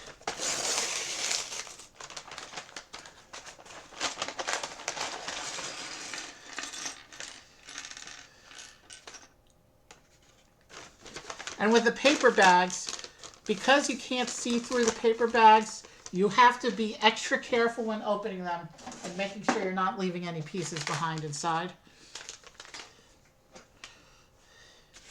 You can easily see with the plastic bags if a piece gets left behind inside. You can't really see that with the paper bags.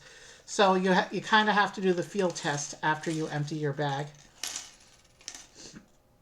You feel the bag like this, and you press in, and you just make sure the paper's flat with nothing stuck in there.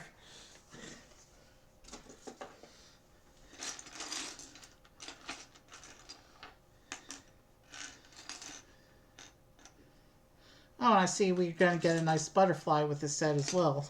There's a butterfly and a spider in my parts pile right now. But we'll get to that when we get to it. This is the non-bendy legs. And she's top heavy and a very top heavy head, so we may have issues with the standing.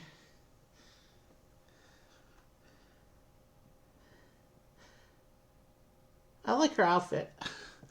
That's Lily,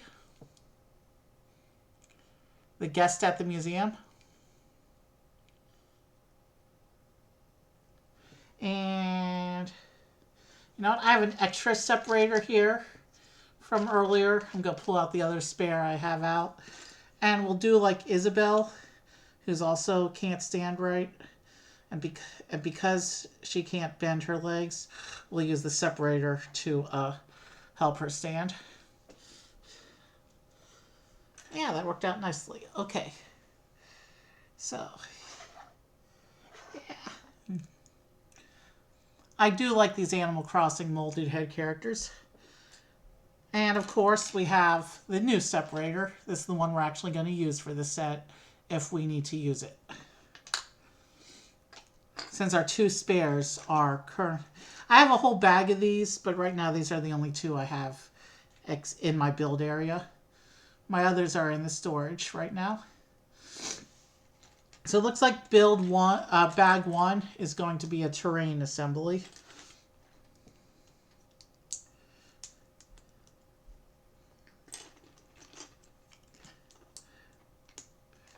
Let's get right going with this.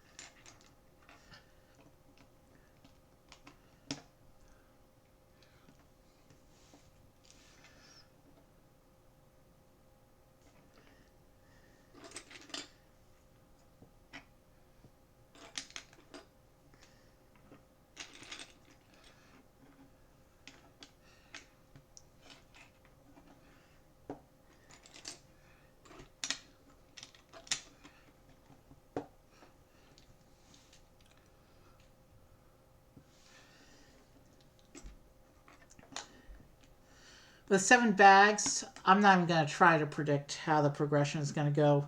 We haven't seen the style of building in the Animal Crossing series yet. In my Animal Crossing series yet. I don't know if you guys have built it or not.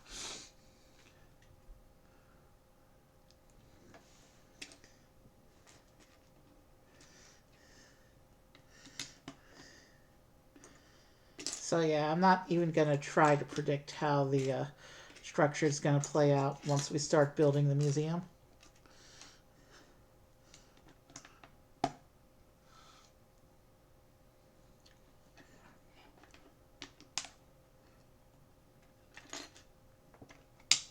Let me just, I want to make sure.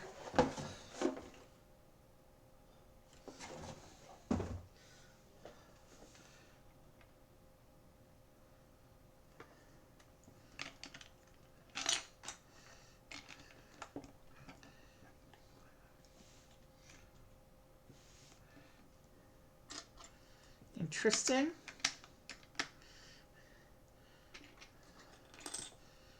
Is this a secret hiding place of some kind, or we're putting tiles over? Yeah, it's a secret hiding place of some kind. The Animal Crossing series does that sometimes.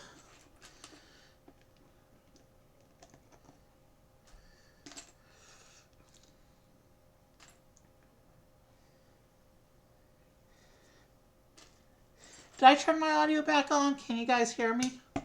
I'm going to test real quick because I can't remember whether I did or not. I'm going to test real quick. Yeah, we're good.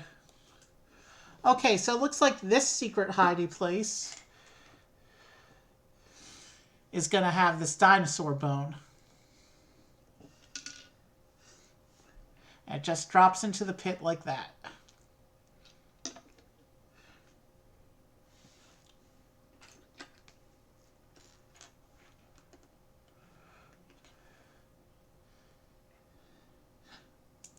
And we'll cover over the pit with a tree stump.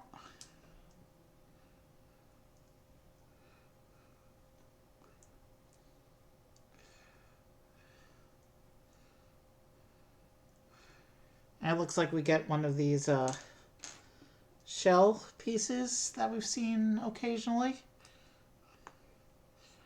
And we have a plant. We have a little pink flower also.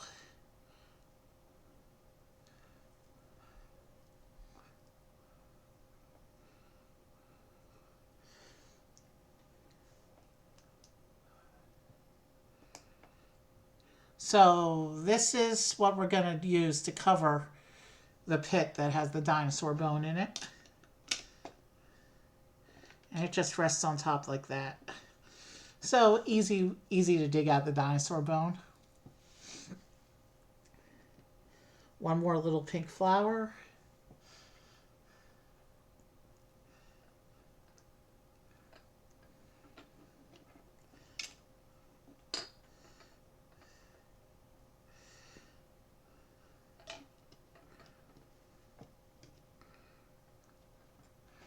And now we have, so there's the beginnings of our first terrain build, our first little bit of the museum complex.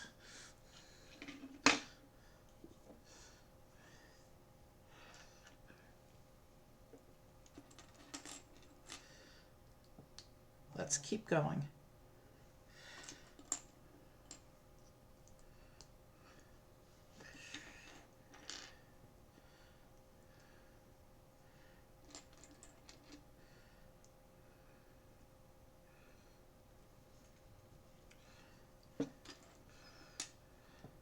So we have a bug catching net and a fishing pole that are going to attach to, I guess this is supposed to represent a supply box or a tool rack of some kind.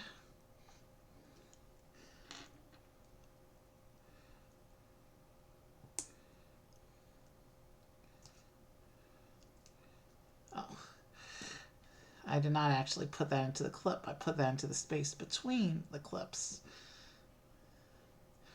All right, that's better. And then we also have a shovel and a magnifying glass.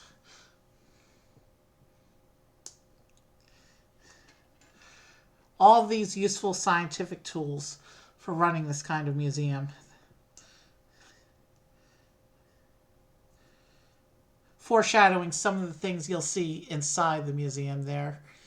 some of the tools that are used: the fishing pole, magnifying glass, bug catching net, and shovel. And this toolbox will go onto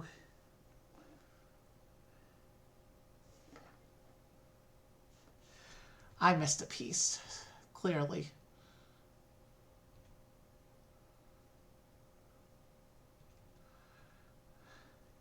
I see what I missed. Easy fix. I just forgot to finish plating this assembly here. Now I can put this here.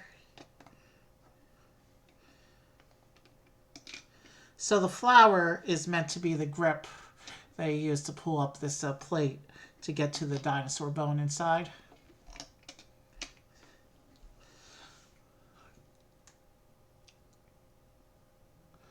And is that a...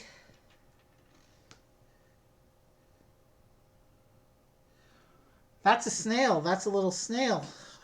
Cute.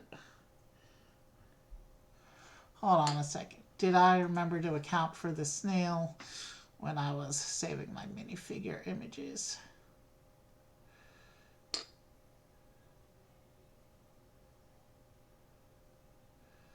No.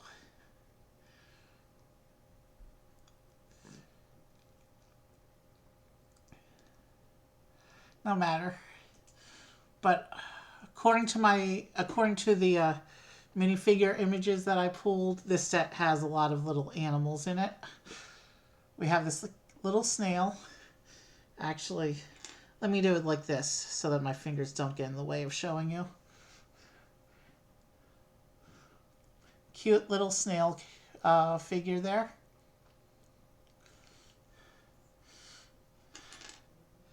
And he will go onto the terrain build. And now we're going to build a little tree, it looks like.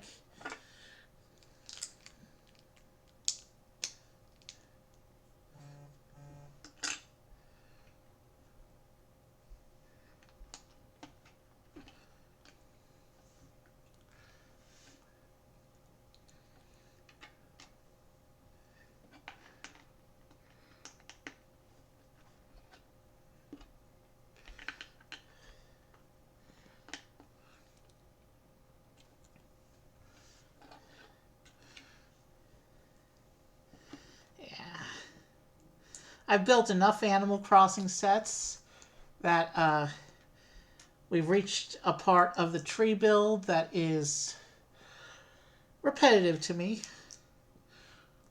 But there's, like I said, there's a reason I spaced out the 4 parts of the series over the course of a month.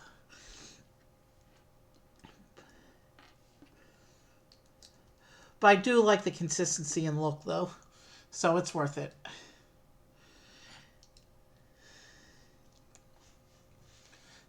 It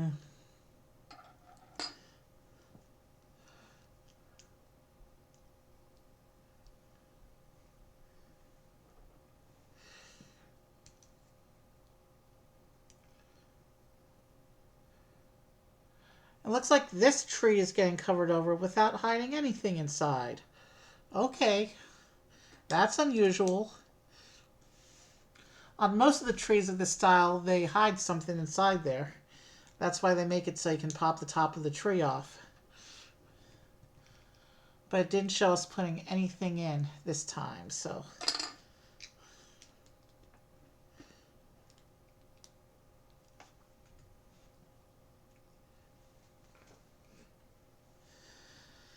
So this one's going to be an orange tree.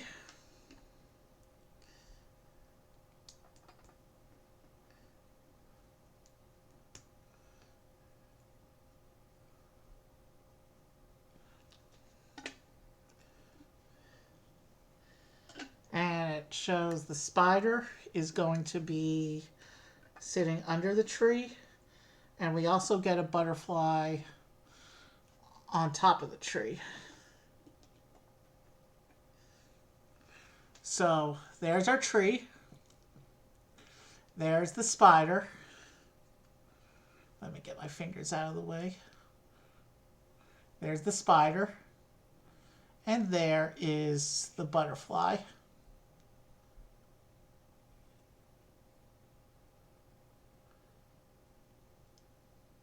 There it goes. And then it just went out of focus again. Well, you get the...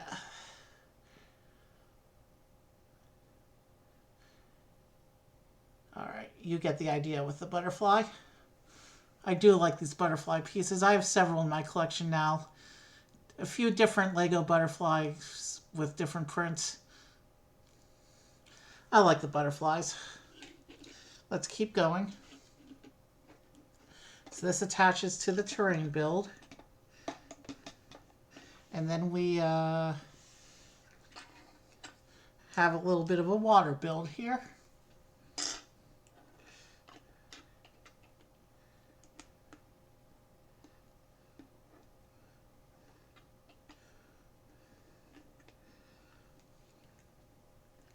And we're supposed to put this little orange fish lying in the middle of the water. I can't really show this on camera.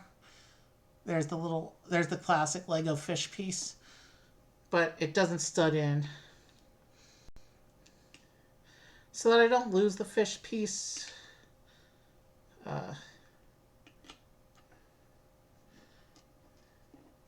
Is there anything I can do with this? I can stud it into the bottom. That's not going to work. It says to just lie the fish piece on top, but then I might lose it. So let's get the spare bits out first.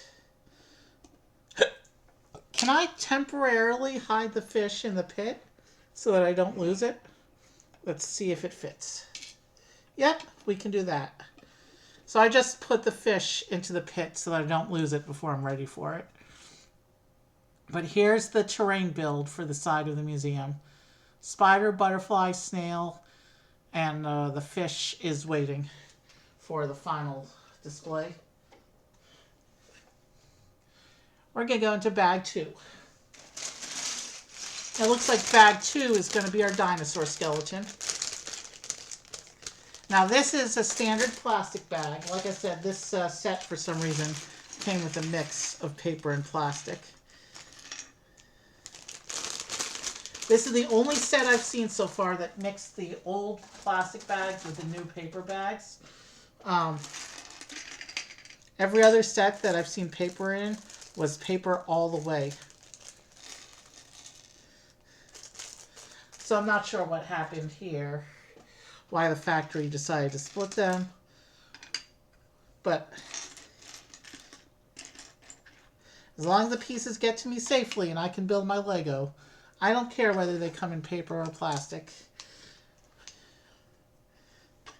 Well, I do care because it's an environmental thing. I think it's good that Lego is making the switch. Lego uses so much plastic in their main product that they can offset that by using strictly paper for the packaging.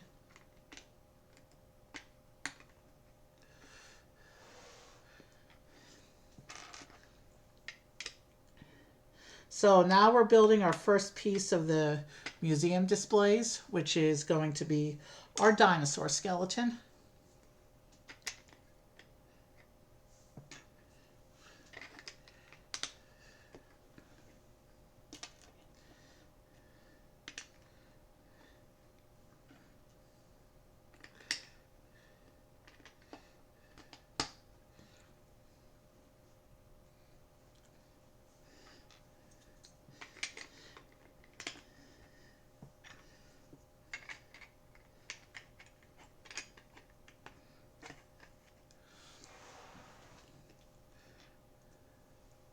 Legos does dinosaur skeletons relatively frequently. I think it's pretty cool. Dinosaur skeletons have always been cool, in my opinion.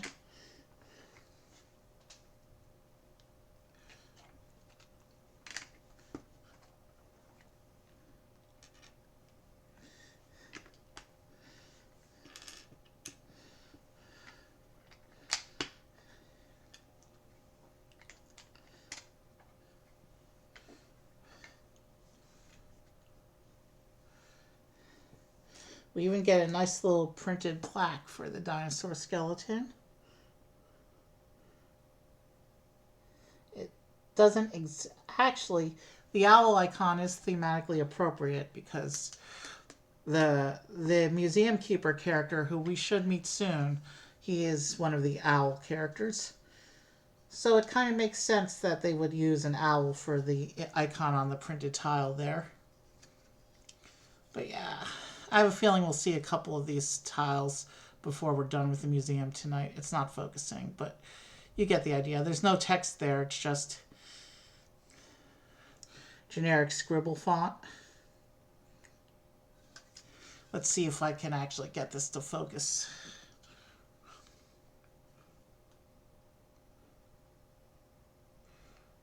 There. That's about as good as we can get that little display plaque thing. Now let's go ahead and continue with the build.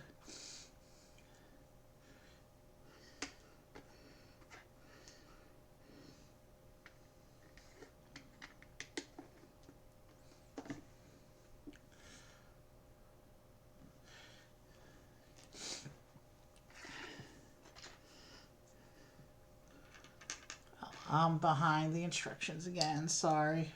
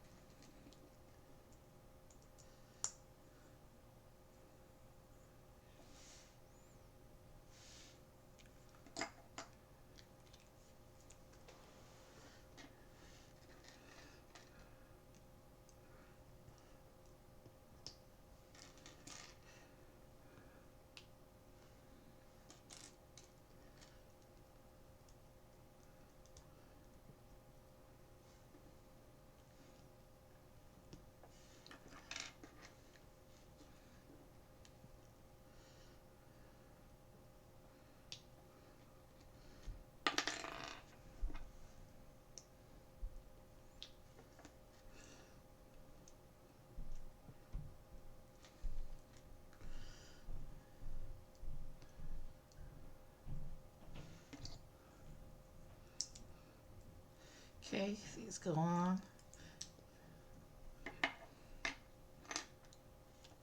Looking at this parts pile, I do believe that bag 3 is also going to be part of the skeleton. There's definitely not enough parts in front of me to finish this skeleton, this dinosaur skeleton build.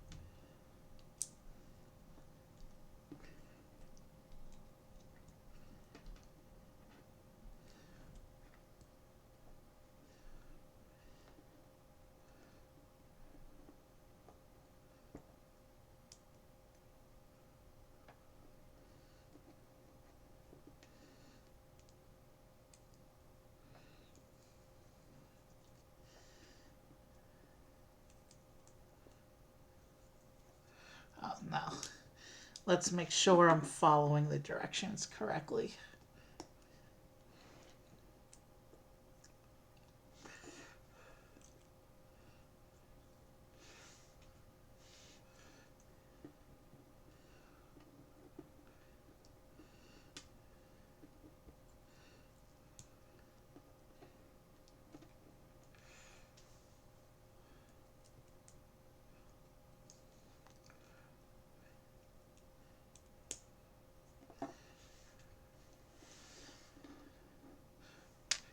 And with that, we have about half of a dinosaur skeleton.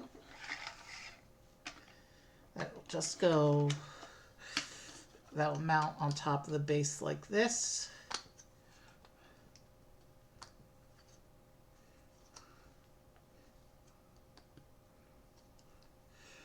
So we have the beginnings of our dinosaur skeleton going.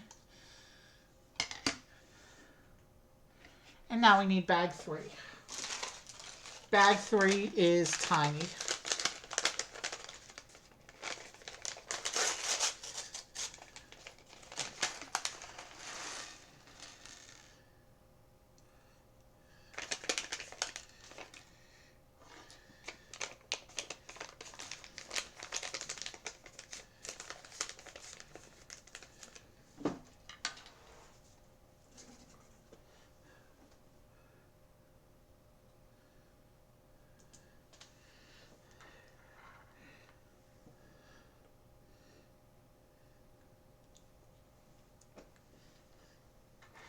Okay.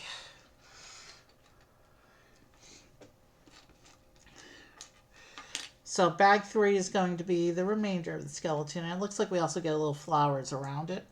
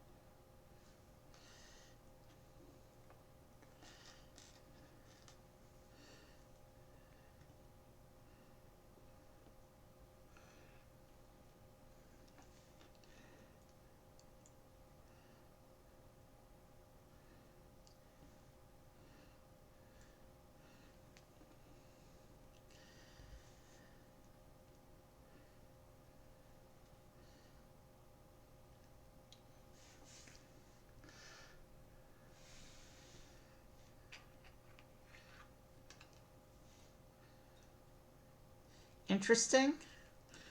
Interesting use of this clamshell piece to be the head crest on the Triceratops fossil. That's a cool use of that piece. I never would have thought of that myself, that's for sure.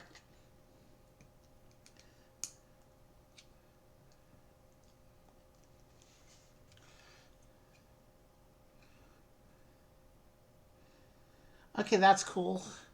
Nice little microscale Triceratops skull there. Not too very detailed. It's in the more Animal Crossing cartoony style. I do like it.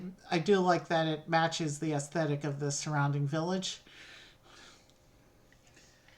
and the other animal characters that we have in the set.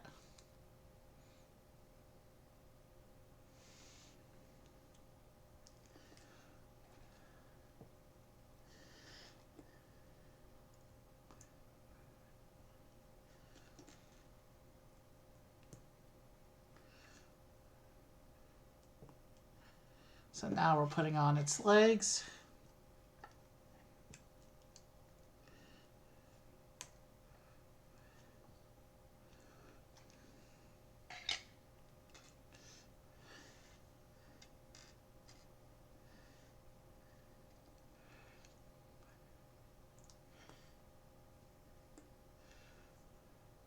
I do like the cartoony juniorized aesthetic for this skeleton.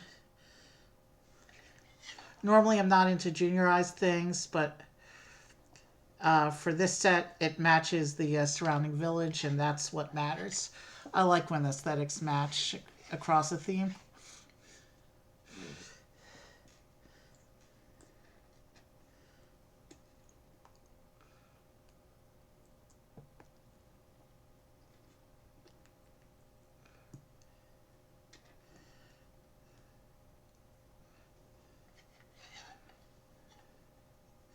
The legs are exactly the same on this side. It would have they would have taken up one less page if they had printed this as a 4x instead of the same 2x twice. But whatever.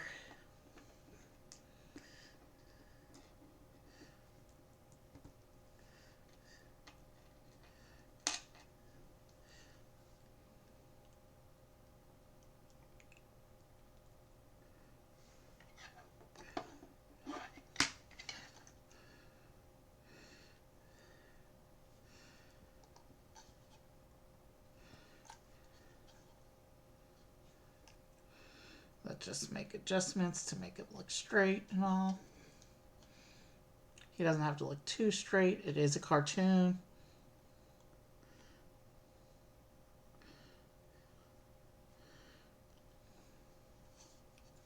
So there's the skeleton.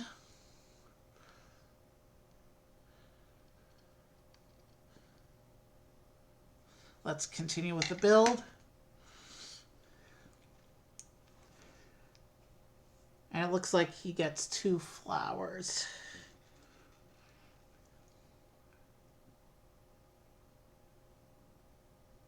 So let me make the 6 flower tops first. And then we will put the flowers together.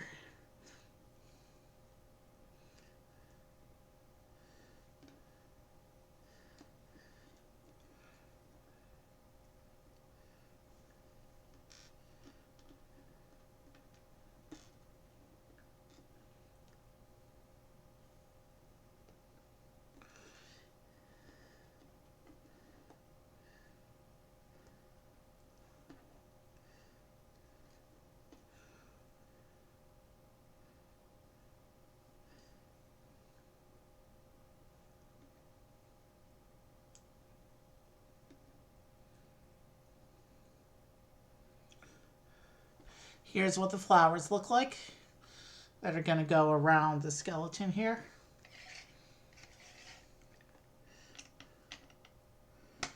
I need to make one more of those flower sets here.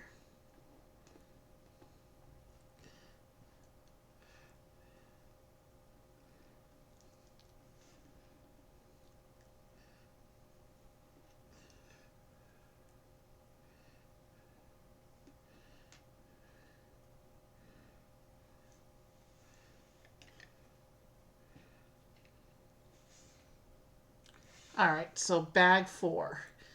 And it says to add the big base plate, so this is where the museum structure is going to start. Let's get the spare bits off.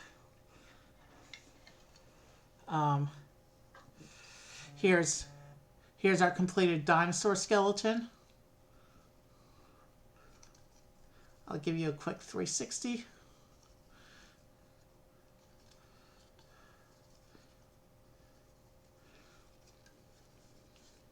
I'll set that off to the side.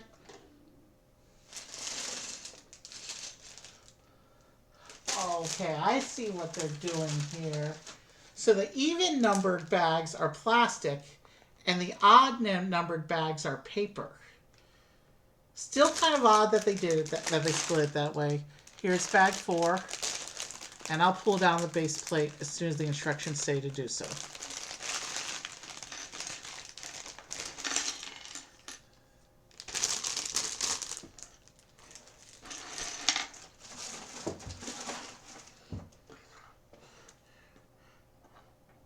Oh, didn't go off the table this time. I did accidentally knock the table with my leg as I was putting the trash into the box.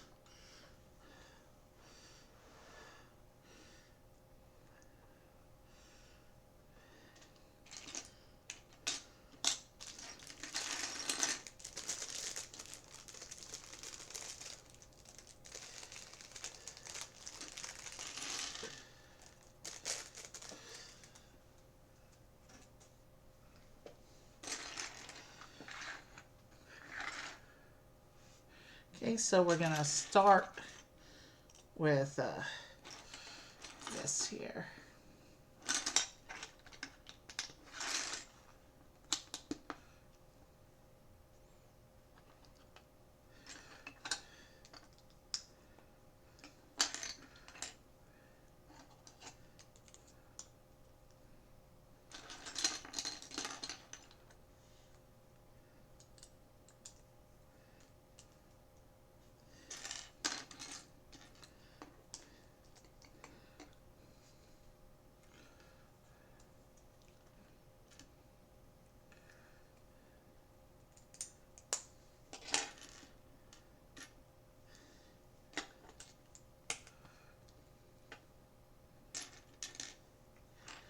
So it looks like this bag is going to be basic structural stuff for the museum.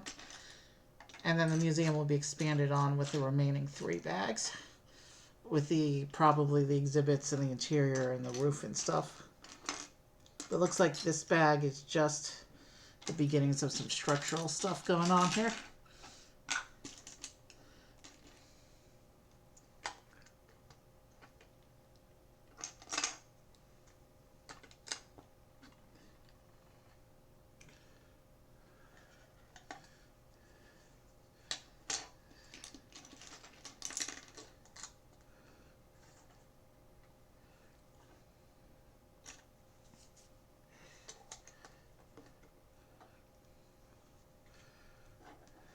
Now we get the big base plate. There's also 2 smaller base plates. That must be for the side wing bits that we saw.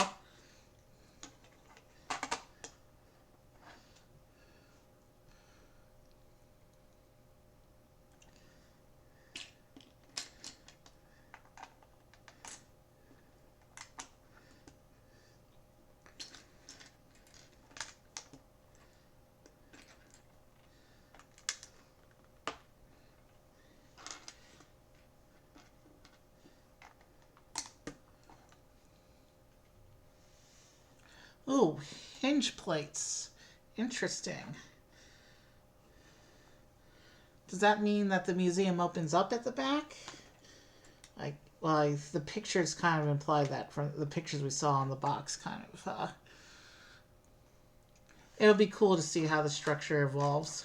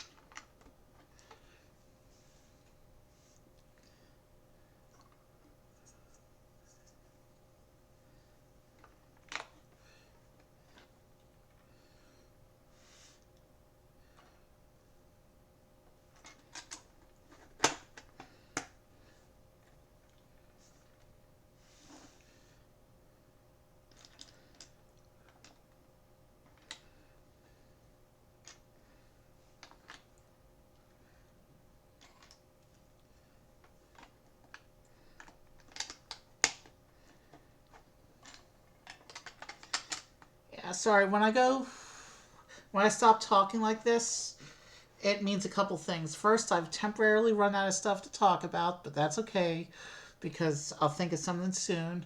But also, when I stop talking, it allows me to focus on the build. And when I do that, I place pieces a little more efficiently. So sometimes I'll just stop talking and focus on the build for a while. But yeah, if chat wants to talk about anything, let me know and I'll gladly start yapping again.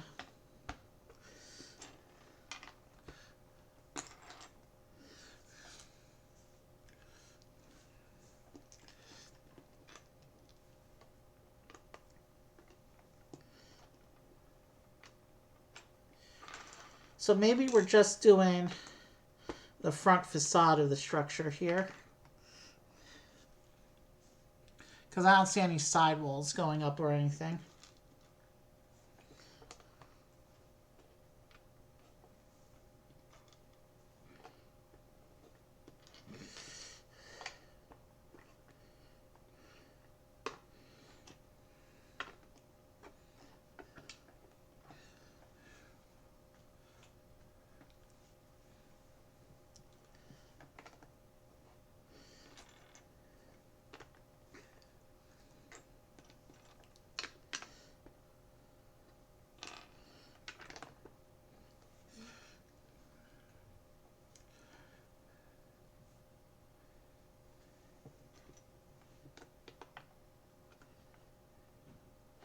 So yeah, it looks like we're just putting up the front wall right now. It's not like the houses and the shops where we built around the whole front and the side together. moving the whole building up layer by layer. It looks like with this set, it's just we're just doing sectionals, which is cool. But yeah, right now we just have this front wall thing going on.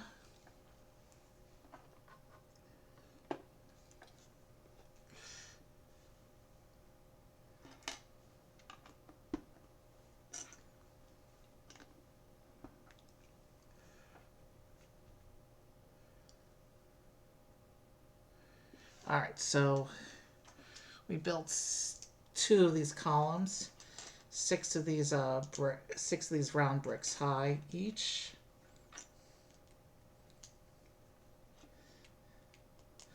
Okay, so fancy cliche museum design.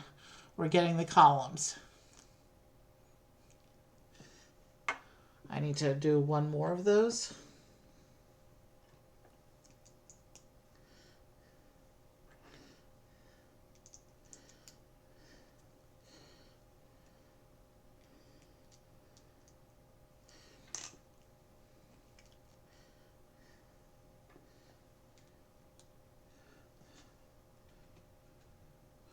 And these will go in front of the walls we just built like this. I mean, I say like this. I have the piece turned away from the camera so I can see what I'm doing. But the columns go in front of those front walls like that. Like that.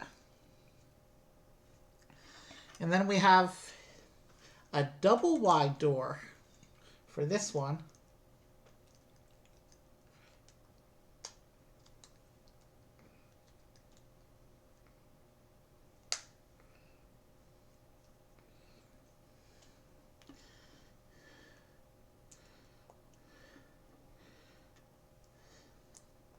Might be easier to place the tiles on the other one and then place the door in.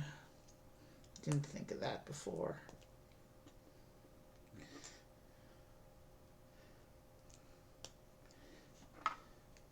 Let's get this door. Yeah, let's make sure the doors are properly attached. So we have our door unit, and you can close the doors like that. And this will go. We want the doors to open. It shows them opening in. So we want the door to face this way.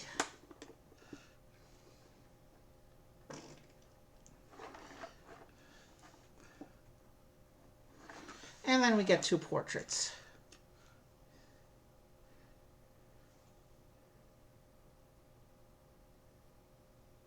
Okay. This is a portrait of a green guy, an old green guy with a mustache, sipping a red coffee mug. The red coffee mug is a Lego meme. It's interesting to see how it was incorporated here as a printed artwork, as opposed to the actual piece. That might be the museum keeper's grandfather. That's my best guess for who that character might be. But that portrait goes inside the door. And then we also have this painting of lily pads in a pond. So this painting will also hang inside the museum just behind the door. That's a pretty cool print. I like it.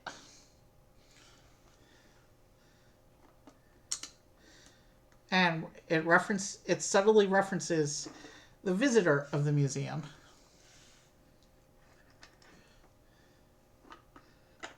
Now let's put these last few pieces in from this bag, and then we will be able to move on with the rest of the museum structure in a bit.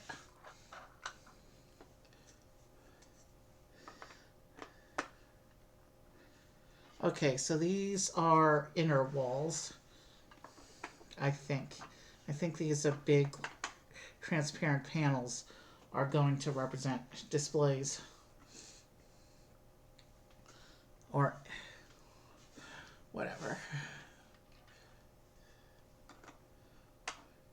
We just passed the 3-hour mark of stream. If you include the talk time introduction from the beginning of stream, we're at about 3 hours of build time so far for tonight. We have 3 numbered bags left to go in the set. So here's the first bits of the museum structure. You can see the inside doesn't look like much yet. You can see the 2 portraits in there. And then that's what the front of the museum looks like so far. Again, it doesn't look like much yet, but it will.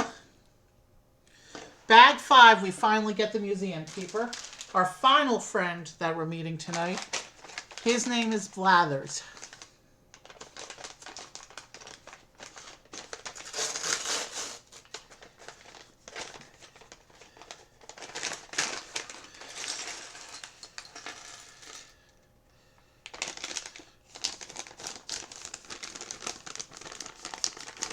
The parts pile for bags 5 doesn't look too substantial, but we still have 2 whole bags after this one.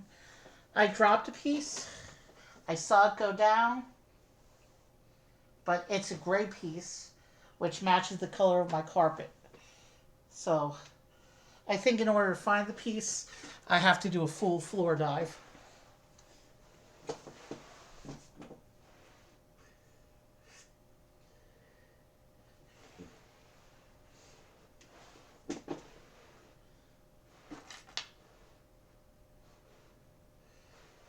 I found it. And yes, it did match the color of my carpet. But before we get into this, as long as I'm up, I'm going to take a very quick stretch.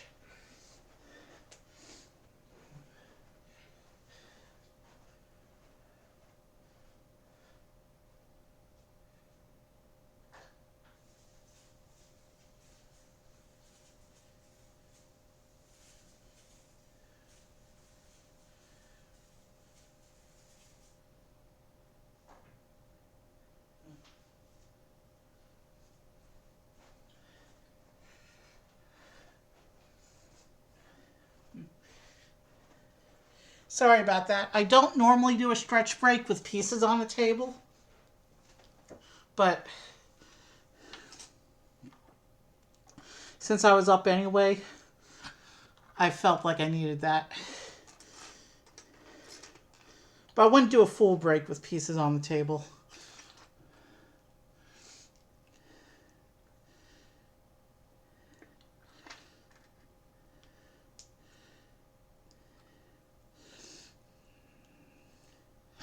So this is Blathers. He's the museum keeper.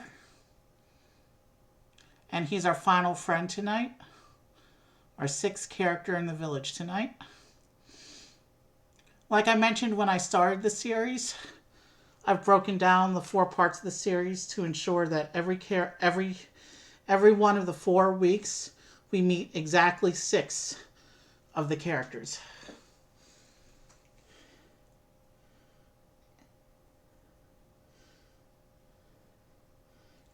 We have a nice colorful assortment this week to join our village friends.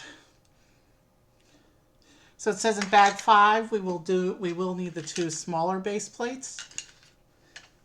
And we will also pull out, oh, we've already got bag 5 open.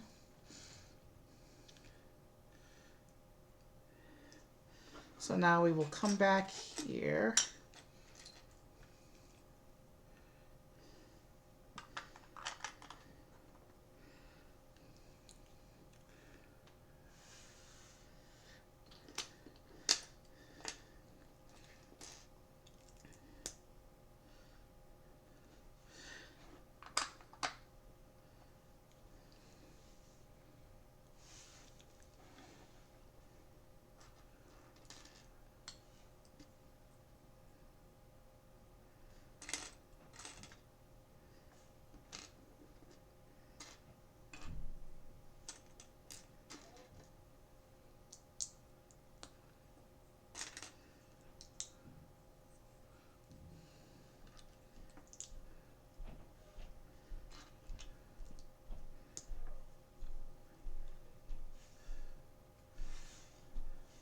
Okay, so it looks like we're building a little bit of a lab station here.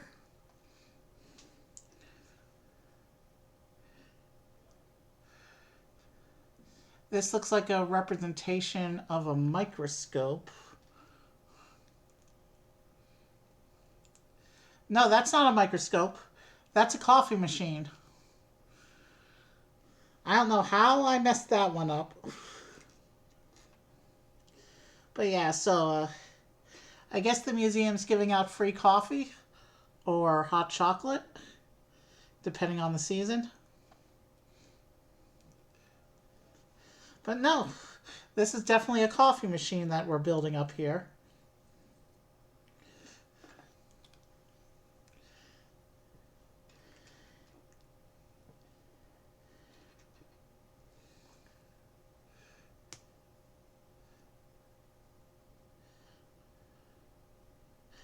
It's cool that the museum's giving out coffee.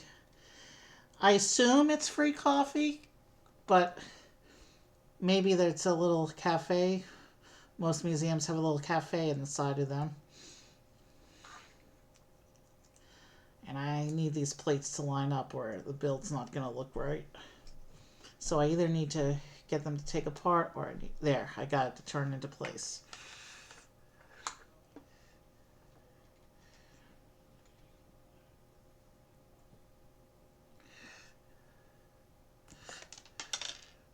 Hey, it flew away and bounced back onto my table without going on the floor.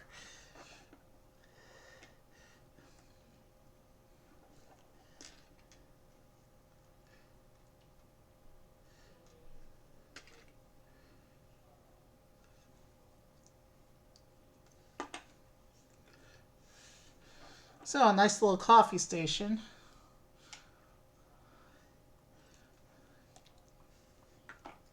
That's going to go here under the portrait of Blathers' grandfather here. So there's the little coffee station inside by the door. Again, I'm assuming it's coffee. It might be hot chocolate. You never know with these things. It's a Lego micro build. So I guess it's whichever drink I want it to be. Since we're going with cartoon vibes, I'm going to say it's, well, it does have the creamer out. So, yeah, it's coffee.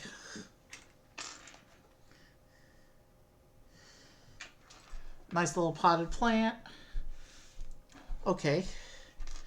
And our first little bit of display inside the museum proper is going to be this red crystal.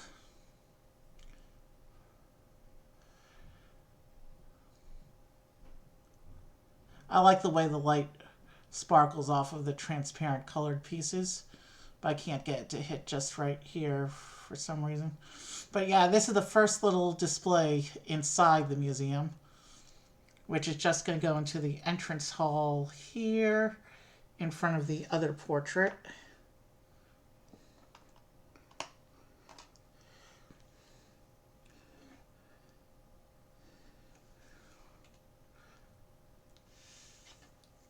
And then we're also displaying in the entrance hall another bit of dinosaur bone here.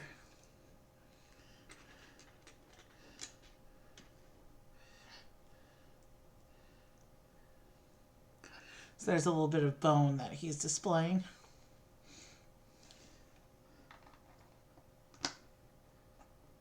So the entrance hall has some pretty cool displays going for it. It's got a crystal, it's got a bit of bone. Two more of these display plaques that they have just resting on the floor. In most museums, they'd be on a signpost or something. They wouldn't just put the plaques directly on the floor, but whatever. All right, we have a 2x build now. You know how we do on this channel. So we build the whole page, then we repeat the page, and then we turn the page. It's more efficient that way than to build everything and then go back and build everything again. And just like that, bag 5 is almost done. So I'm guessing bag 6 and 7 is going to be the exhibits. the rest of the museum structure and interior.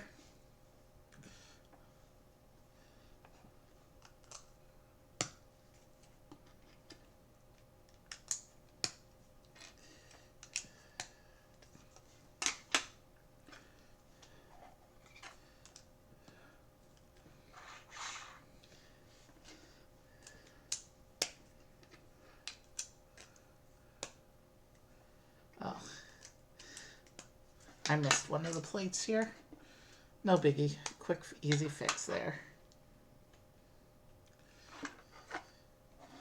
Okay, and these will go and these will attach to the base of the museum like this. So these are going to be the display wings of the museum, I guess. Oh, and they're on hinges because... Oh, it's cool when Lego does this. I'll show you once I clear the spare bits.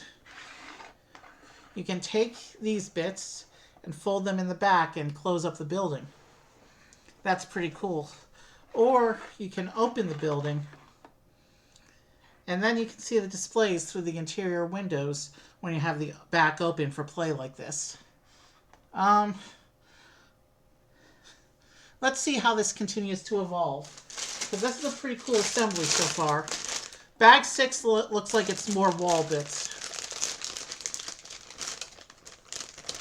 So if bag 6 is the wall bits, then I'm guessing bags 7 and 8 are going to be the rest of the exhibits.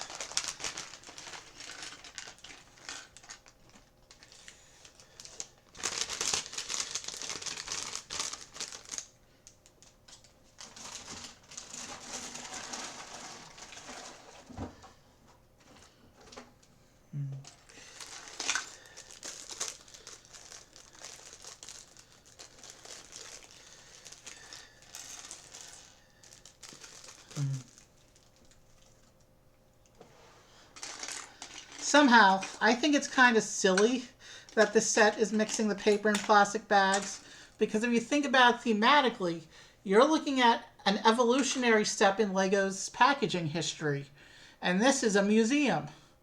So things like history would be notable relatively in a place like this.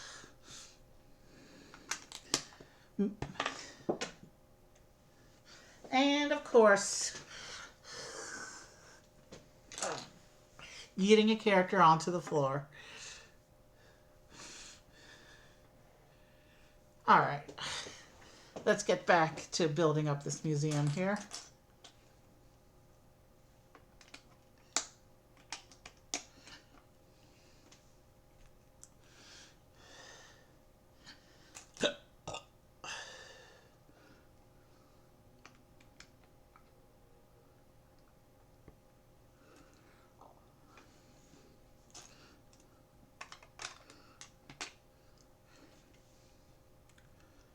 Oh, there's a turntable base here. Be interesting to see what's displayed on the turntable base.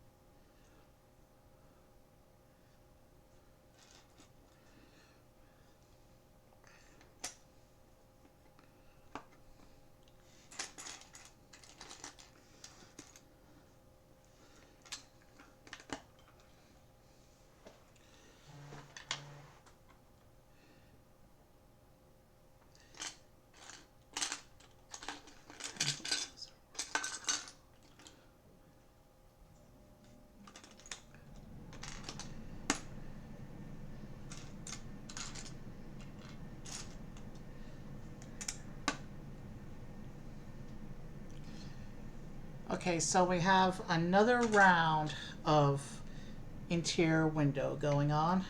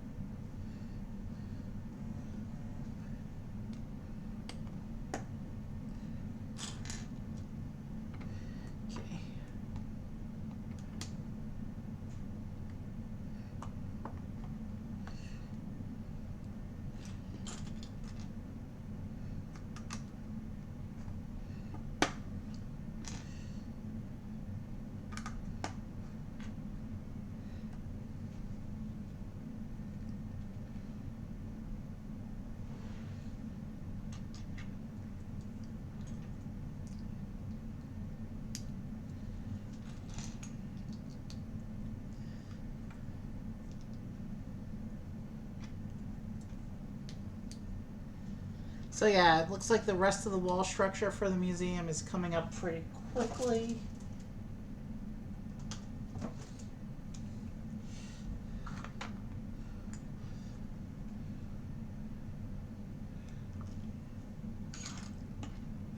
You can see it's kind of a plain wall going on there, but I think there's decorations later, so.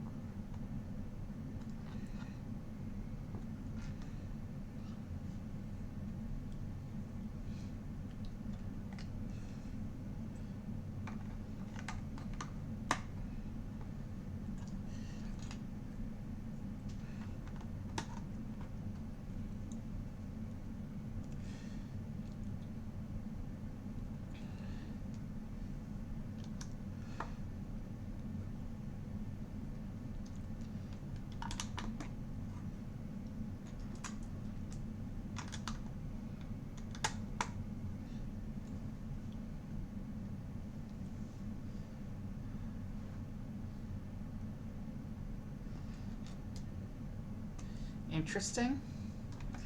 Okay, yeah, so it makes sense that these wouldn't have, that the side bits would not have extensions for, I mean, studs to it, attach the roof, because if they have to hinge open, then it would be bad to have the attachment points, because then you wouldn't be able to open it.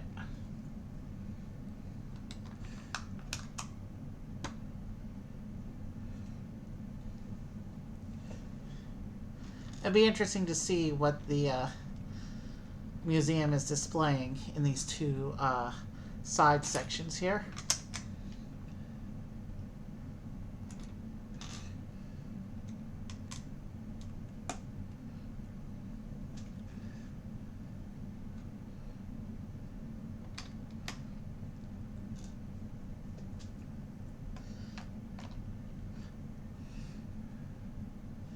This one also has a turntable base, but in a different position.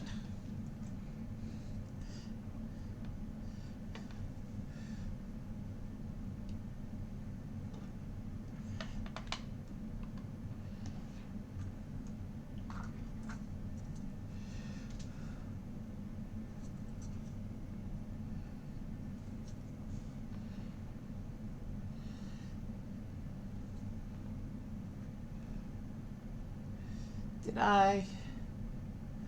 It's hard to see which way this is meant to be facing. Did I?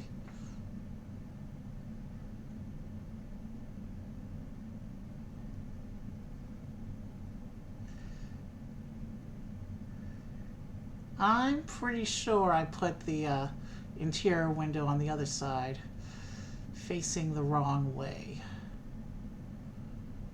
It's very difficult to tell because it's transparent. So I can't really tell from the instructions which way this is supposed to be facing.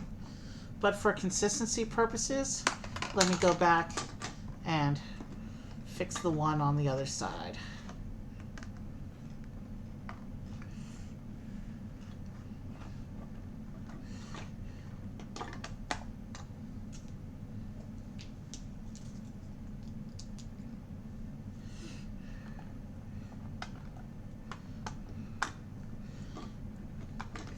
I do not recommend playing with your Lego this way.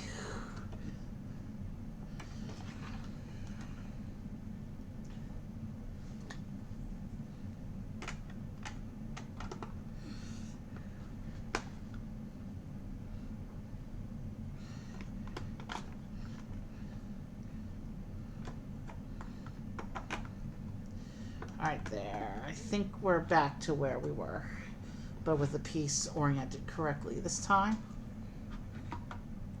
Okay. good enough.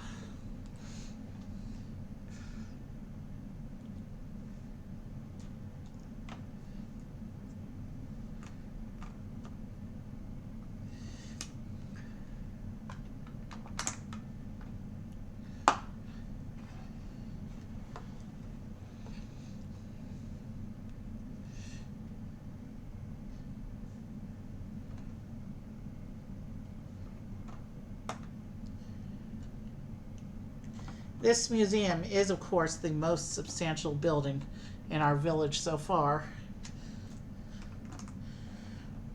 We're getting another big building next week. The final building we're adding to... Well, at this point, do we call this village a town? Because we have these big buildings in it now? Did we graduate from village to town? Maybe.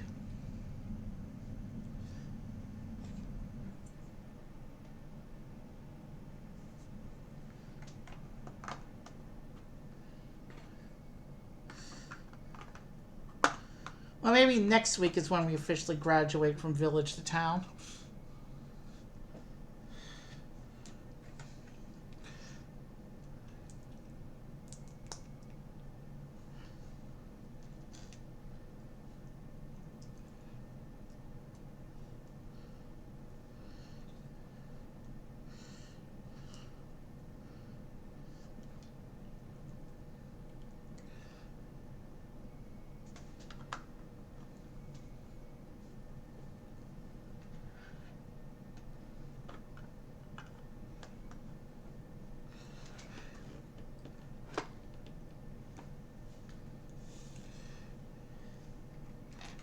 Alright, so we build another little wall section here. And we're almost done with the structural stuff. Well, we're almost done with the parts pile for this bag. And this bag was mostly just a bunch of structural stuff.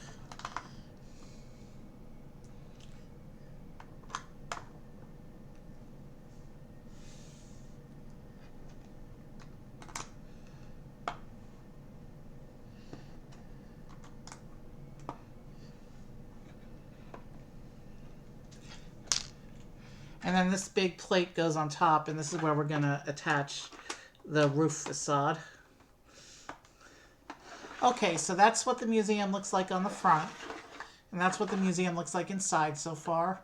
We have the main entrance hall filled up, but we still need to set up the displays in the side sections. And then you can actually, the side sections fold up like that and close up. And then you have a fully enclosed museum building like that. Let's open them back up to the position that the instructions are in. And let's do bag 7. It looks like bag 7 is where we're going to start with the exhibit displays.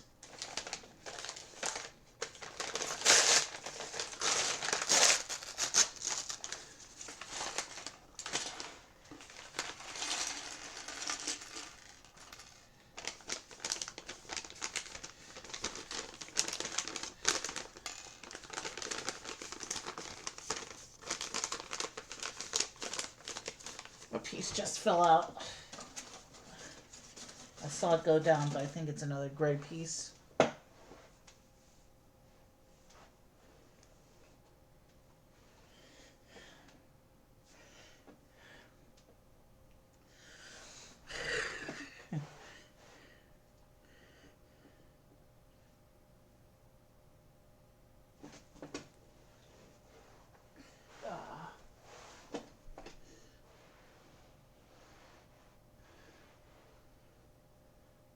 Nope, it was a green piece, but it fell into a shadowed region.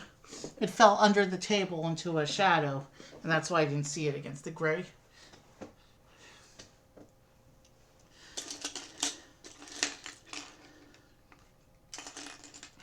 And anyway, we're ready to continue building here.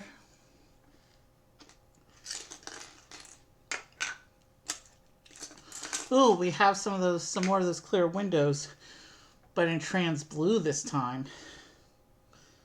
Oh, I see what's going to happen here a little bit.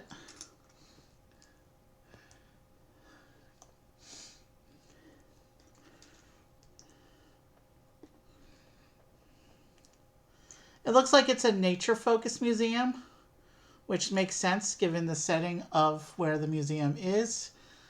I like it. It's thematically appropriate for where we are.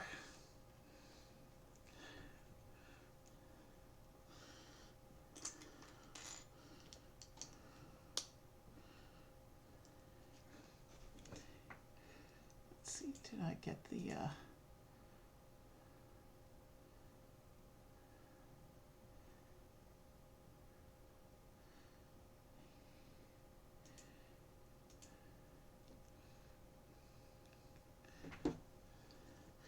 okay, the classic Lego frog piece.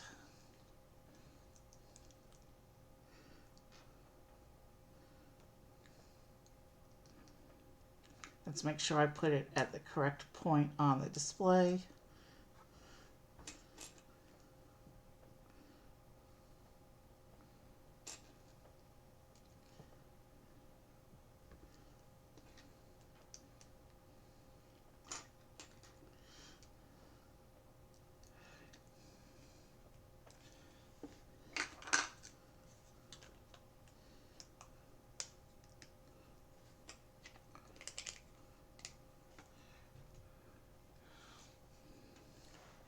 Okay, so we have our first museum display.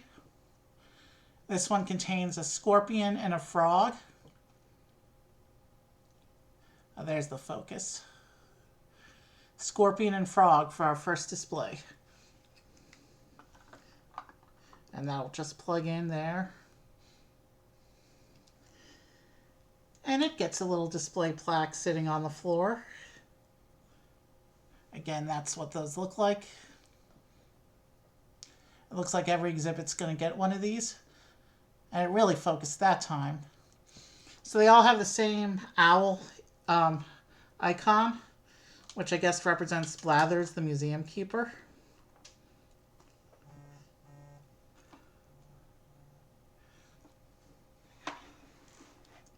Okay, next build here.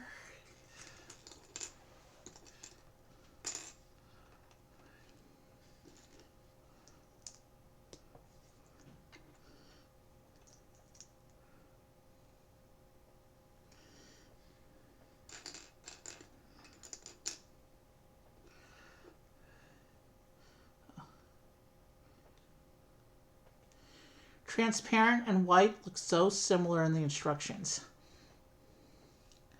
But you gotta, when you've built enough Lego sets, you can pick up on subtle clues in how they look in the instructions. So you can make sure you're looking for the correct part in your parts pile.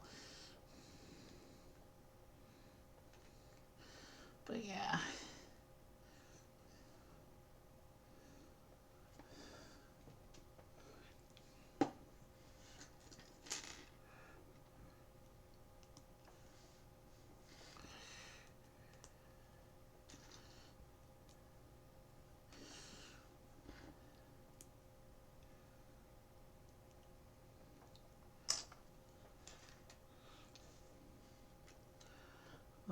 Okay.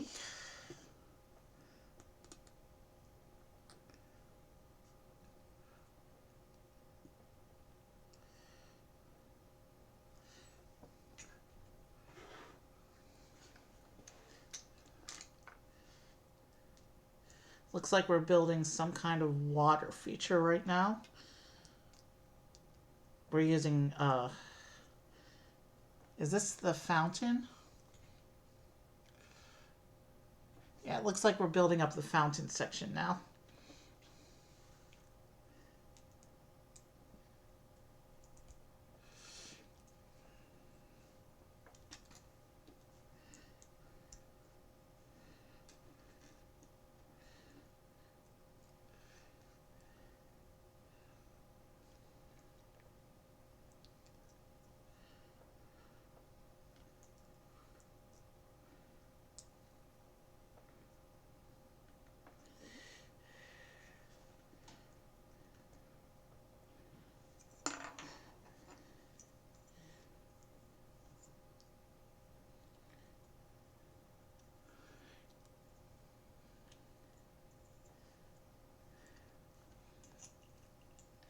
It looks like the fountain gets another butterfly. This one has a different print on it.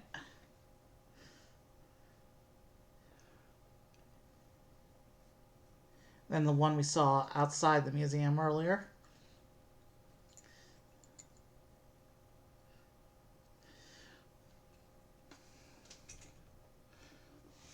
But there's the fountain with its butterfly.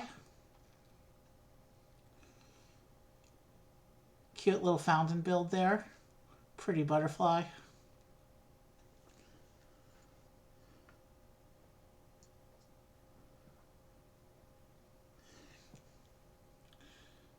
Let's try and get one more little focus on that butterfly.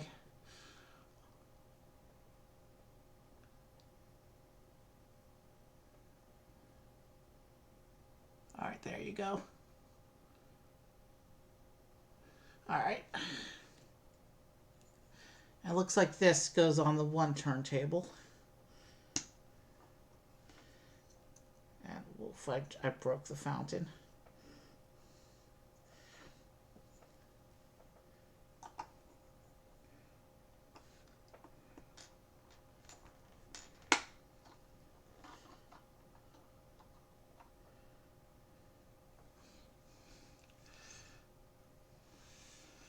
Okay, it looks like on the other side here.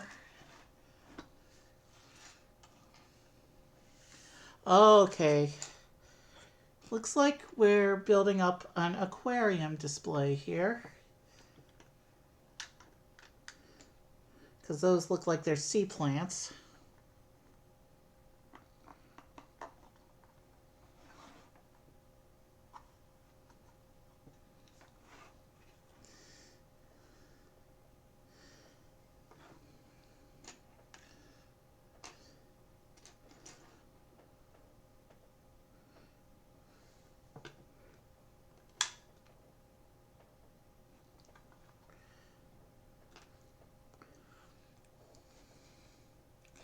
A third spammer tonight?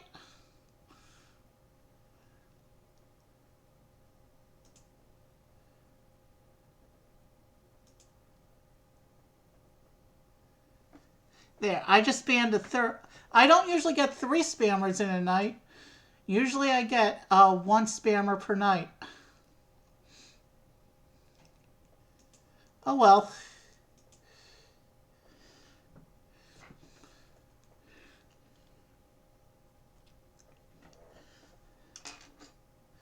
Now this has us building directly onto the turntable base.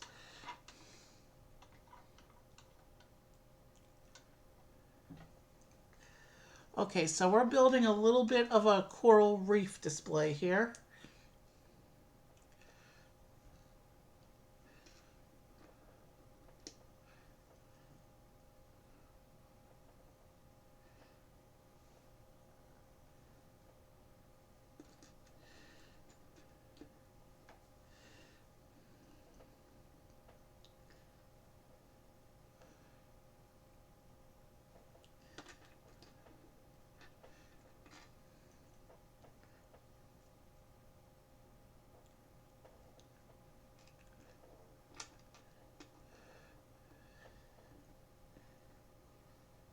Oh, I see how this is going to be. So the coral reef bit will spin on the turntable and give the illusion of the fish swimming. But you know what we're going to do real quick? Is I'm going to come over here and get the other fish from earlier, because it gives you 2 slots for fish. So let me come get the other orange fish from earlier.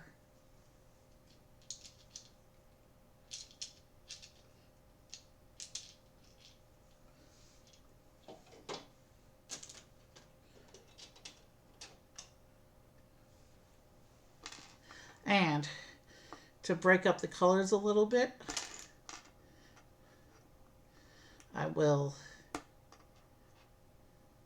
I'll put the blue fish up on the upper holder and the orange fish on the lower holder. I mean, that's what the picture shows on the back, that both fish are supposed to be on the coral reef.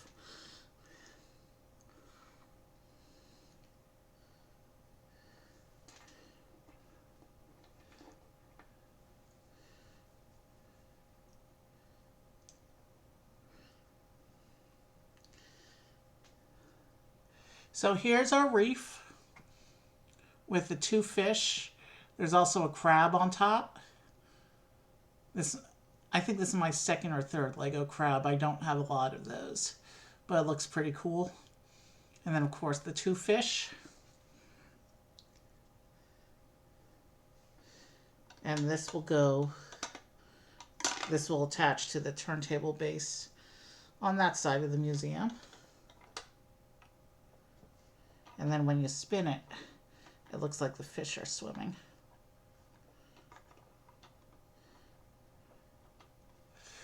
But I think I have to put this one going the other way, because otherwise there won't be clearance with the walls. So now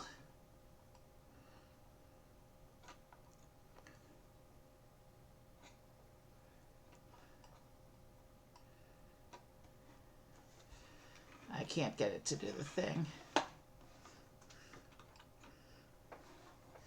Oh, they have it, the sea plants are in the way. But you know what? What if I make this one swim the other way too? Can they swim that way? So yeah. They set up this really cool play feature and then break it with the way the rest of the design is.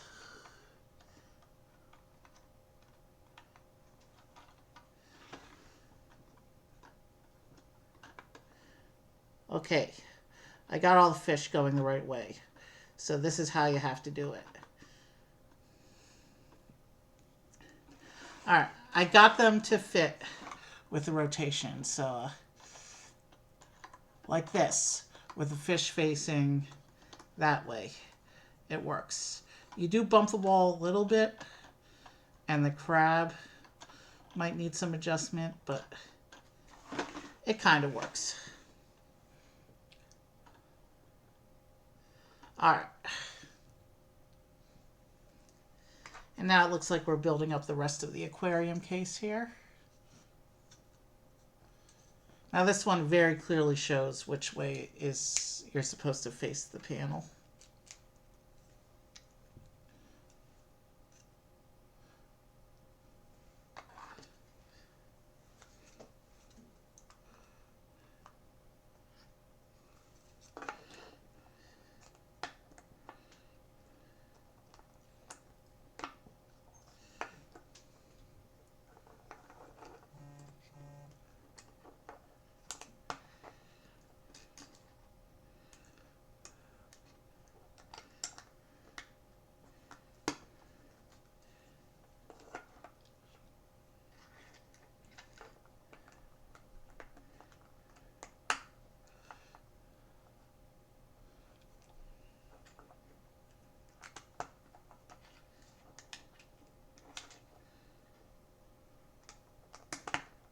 Alright. So this just closes up the aquarium.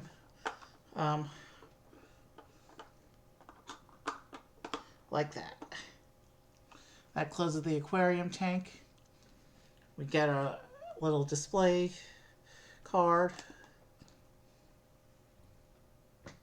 And then we go into bag 8. I never saw a bar get placed. Is that... Oh, okay. I messed up on the fountain. That's why I was having so much trouble with the fountain. Oh no, I did do the bar. They gave us an extra bar piece. Okay. So with the aquarium tank closed up, you can still reach in and do it from the top. But once you hit the one sticky bit, the crab will want to spin on you. Cool play feature though. Let's go ahead and pull out our bag 8, our final bag of the evening. And bag 8 looks like it's going to be the roof of the museum.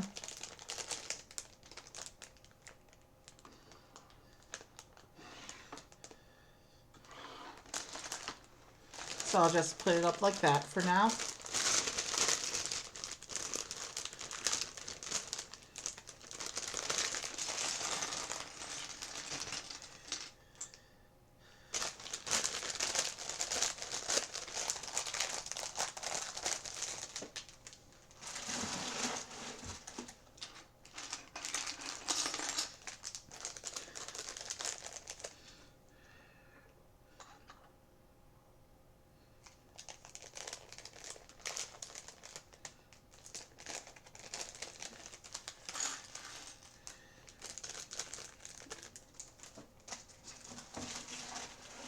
All right, we've just opened the final bag of the evening.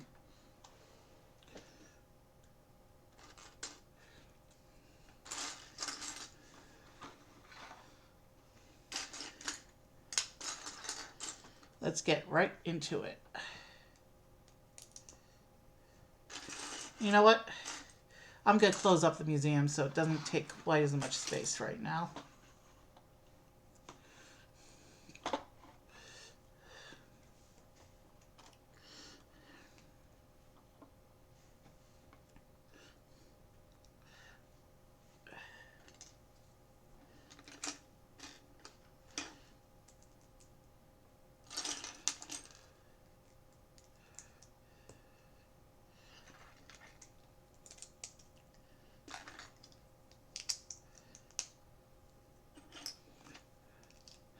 We're at the 4-hour mark of stream, which is about what I predicted for tonight. So we're good.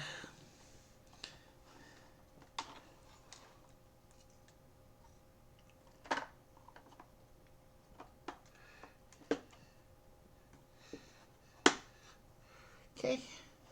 So we have a nice little doorway going in. We have a nice little doorway area covering up those columns there. And if they do decorate the side walls with this, then I'll go ahead and open it back up. Well, I'll open it back up later so you can see the whole museum anyway. And actually, we're doing facade stuff right now, and I need to be able to see what I'm doing. So you'll be looking at the back of the museum right now, for a little bit at least. But since I'm doing stuff at the top, you can kind of see what I'm doing here.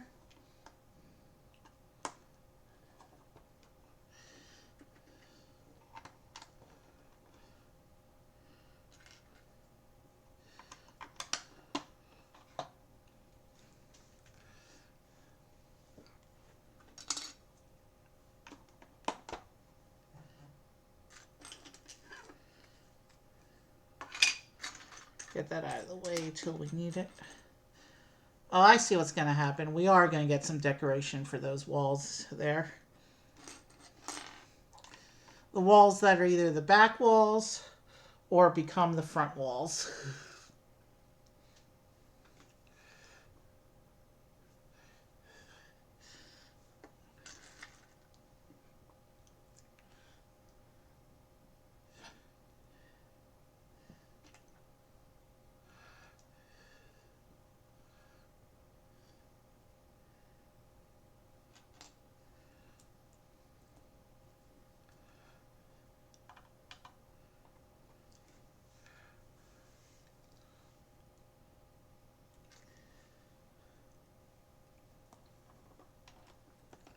Two hinge bases. This is probably to do the roof shaping.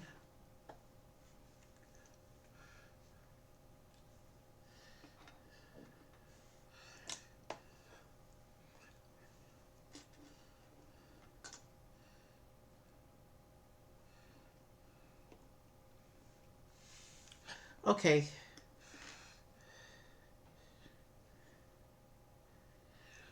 The museum logo. This is going to go. This is going to go on the top front of the museum facade, where we're building now. That's a pretty cool icon.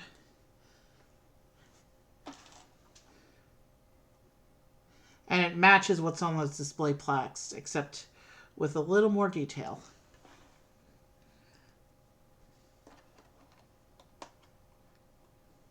So we'll put that up there. And we will keep going with our roof assembly.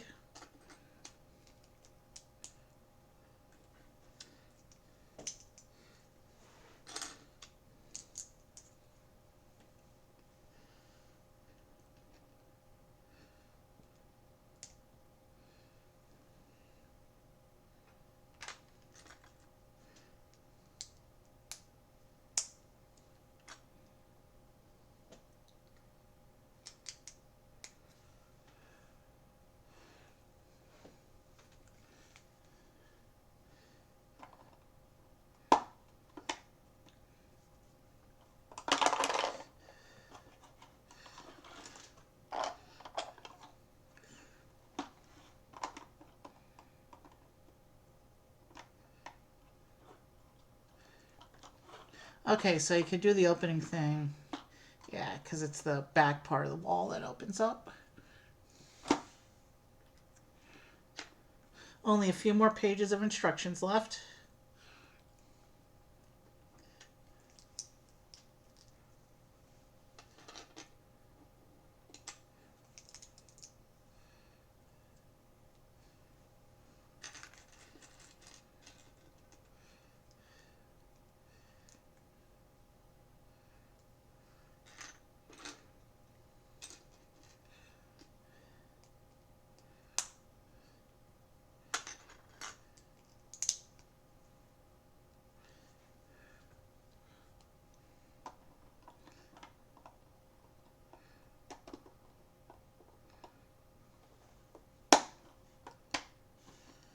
And that bit, that side of the roof assembly is in. All right, I'll let you look at the front of the museum again. You can see the progress. And it looks like we're building another little terrain area.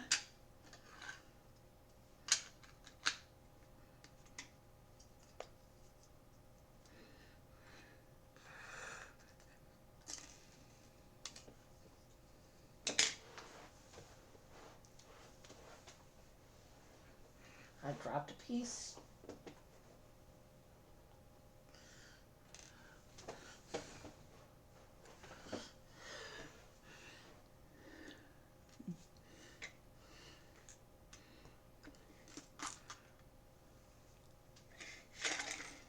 Sorry, the build was behind the instructions.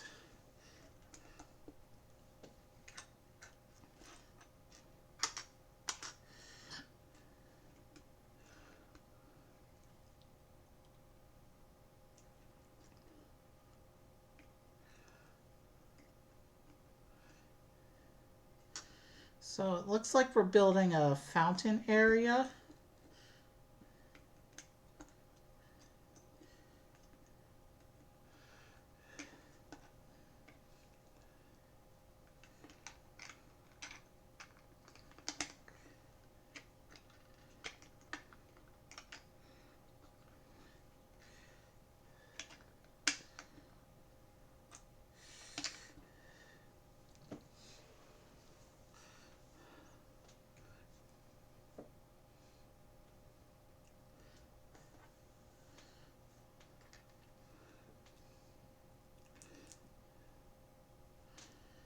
So yeah, this is a bigger, more substantial fountain than the one that we saw inside the museum.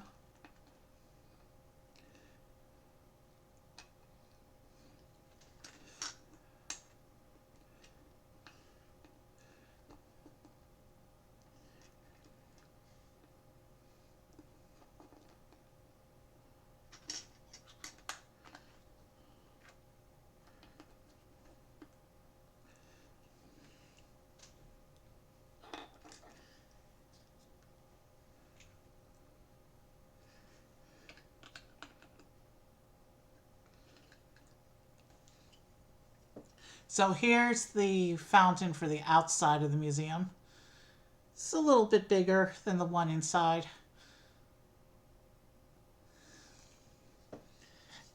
And this goes in the front. Shows it being attached here. Okay,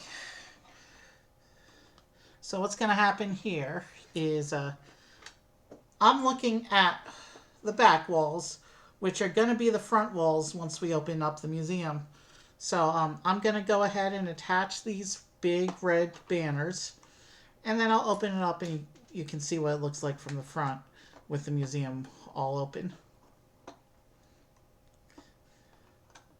So the banners are now in front of the wall, and I can open up the back like this, and you can see the museum facade, when fully extended, has those nice red banners on it. We're not quite there yet. We still have, it looks like this is going to be a 2x build. I got to do 2 of whatever this is.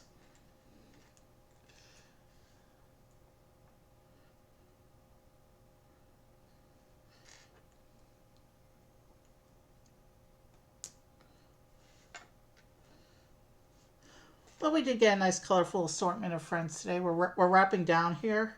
After this assembly, it looks like I just have flower parts left. And then we're gonna set up our raid scene.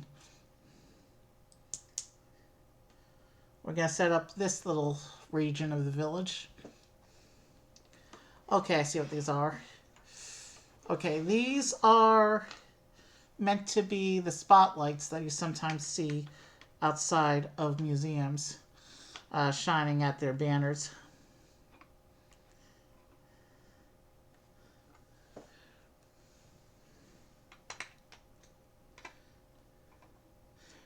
This museum's got a cool attention to detail going on.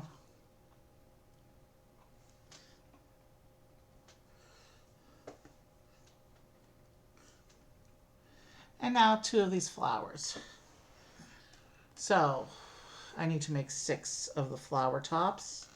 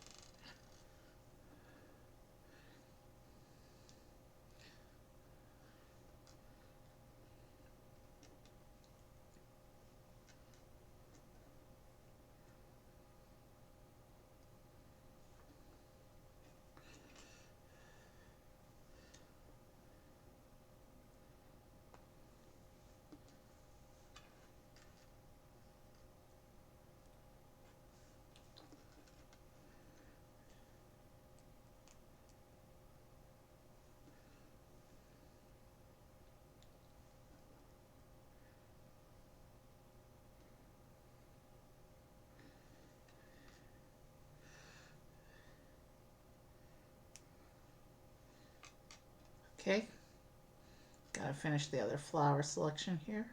And these flowers each get a big leaf with them.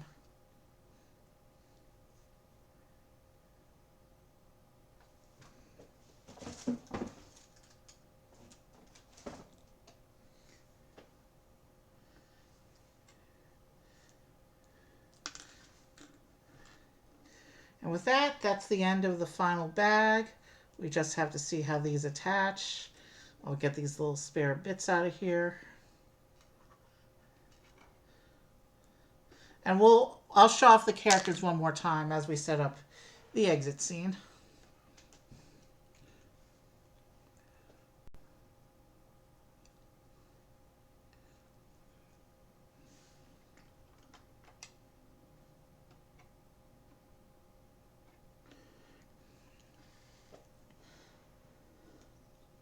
As cool as the museum looks open, I think I'm going to close it for purposes of the exit scene, just so I have a little bit more room to work with the other stuff we have to add in.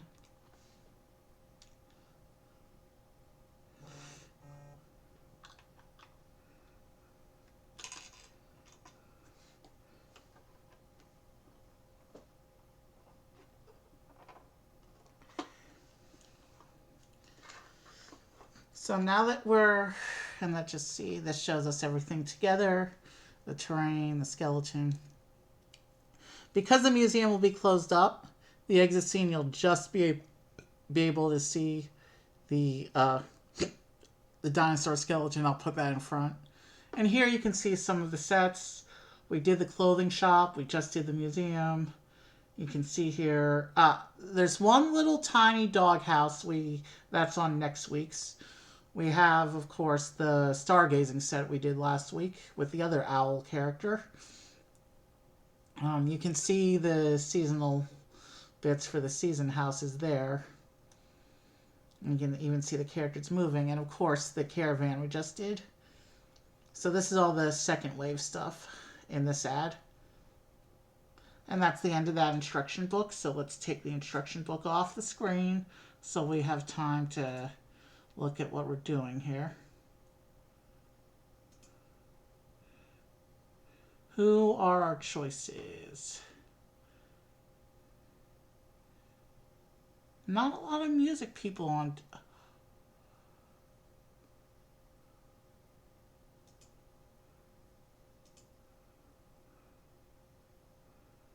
Alright, that's... most of my music people are not doing music tonight. That's...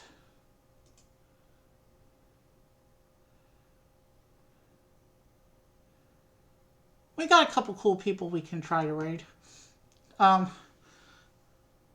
Even though most of the musicians aren't doing music tonight.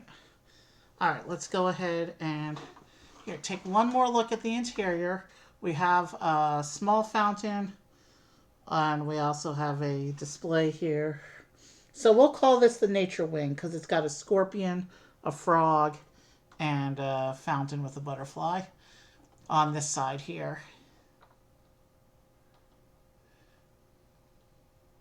And on this side, over here, we of course have the aquarium with the swimming fish. Can't really get that effect to show up on camera. And with the interior here, you can see a crystal back there, a dinosaur bone, potted plant, and of course the free hot chocolate. Free coffee, free coffee. We figured it was coffee because there's a packet of creamer over there. So, coffee. I would love for our local museums to start serving free coffee, but they don't. So there's the front of the museum again, fully extended with the banners. And now I'm going to go ahead and close that up a little bit so that we can... actually, maybe it will look better if I just leave it open. Let's see. Trying to make space for the other stuff here as well. So I'll go ahead and I'll pull the figures back and add them to the scene as we develop the scene. And these characters who couldn't stand before, they will go on base plates. So they will have stud connections and they will be able to stand. And we'll take off all the separators.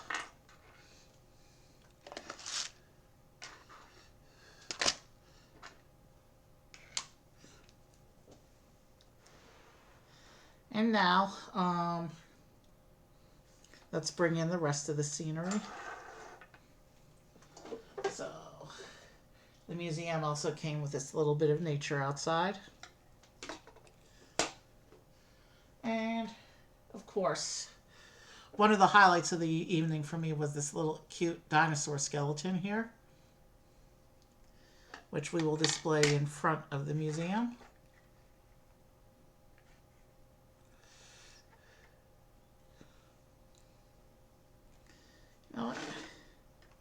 Maybe if we do it like this, maybe the museum would look better if I did it.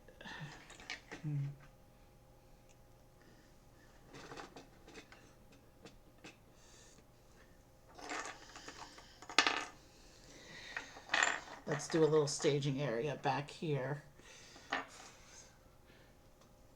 The next biggest thing I have here is Isabelle's house from earlier. So let's give her a little bit of real estate up front here.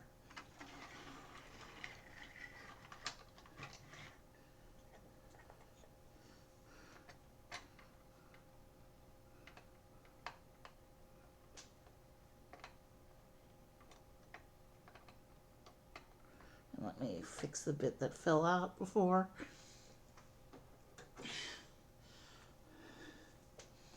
Okay, that doesn't look too bad with the house there.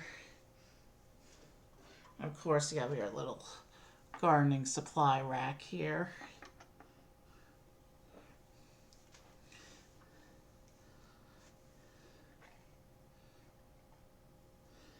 And of course, we need to bring in the caravan and garden shop.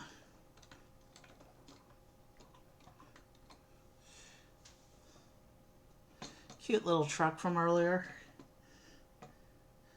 And the RV does weigh it down a bit and makes it do a little bit of a subtle wheelie. And our last little bit of terrain, the garden spread itself. And now we can, wow, that's a lot of clutter for the scenery today.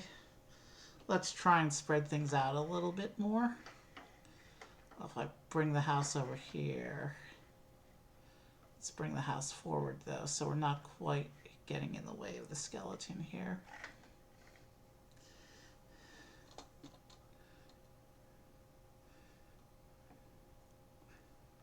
I don't think there's anything I can do about the clutter. There are some bigger buildings today.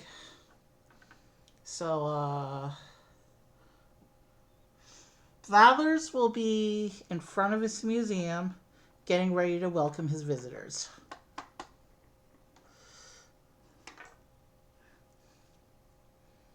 Let's see. Lily will be over here.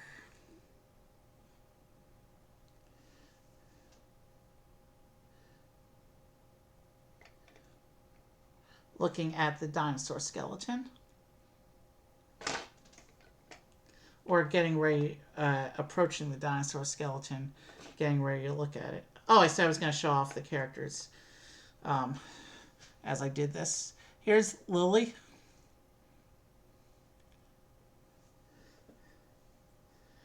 So she'll be over here approaching the skeleton.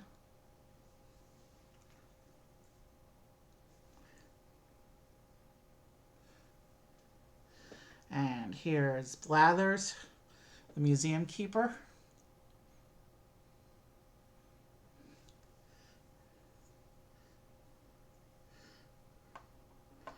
Getting ready to greet his visitors.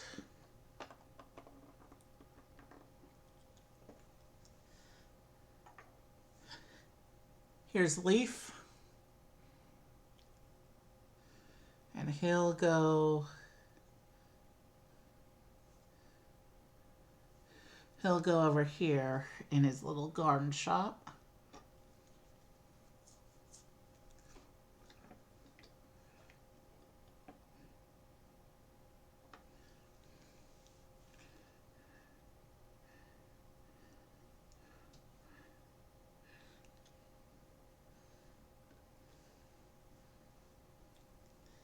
And here's Poppy.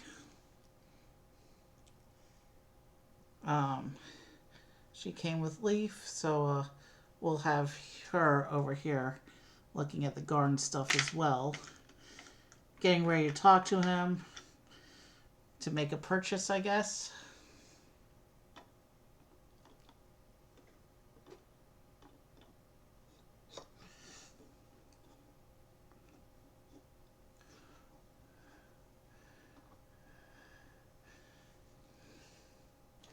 And then we have Isabelle.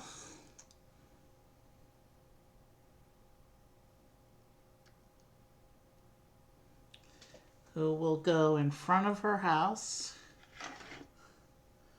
We'll have her getting, yeah, we'll just have her in front of the house. Kind of want to have her working the garden, actually, if it'll let me do that.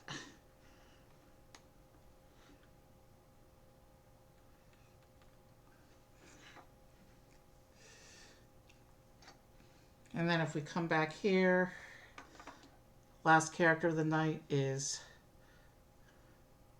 oh, don't drop your basket. Last character of the night is Fauna. Well, not the last character of the night. The last character of this little review, that's Fauna.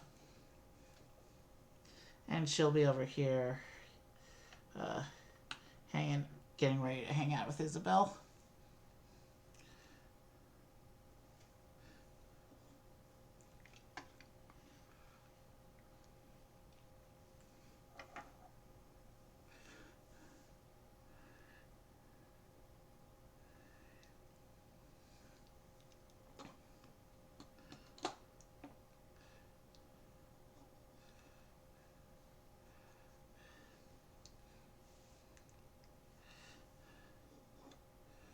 All right.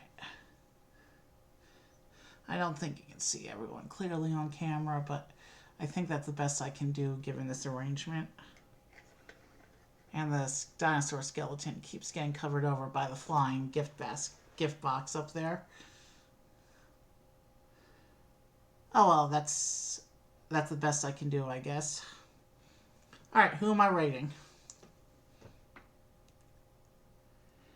Let's see here. We got a couple music people up now. Somebody joined since the time it took me to do all that. 4 hours and 20 minutes? Oh, too bad. It's April 21st. Missed it by 1 day. Oh well.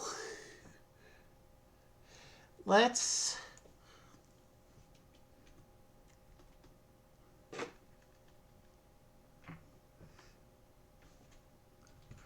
I'm trying to type this without disturbing the scene too much.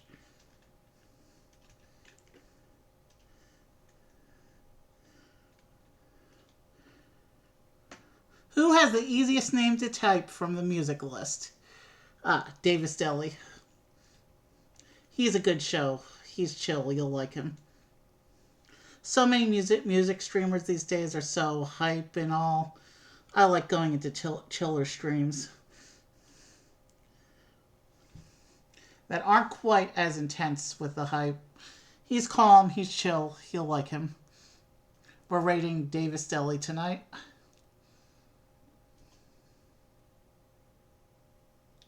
Alright, it says he's a good raid. So have a good night. And I will definitely be back with more Lego this week. I do have some really cool Lego builds planned for the next couple weeks. Have a good night, and I will see you soon. We'll see you soon.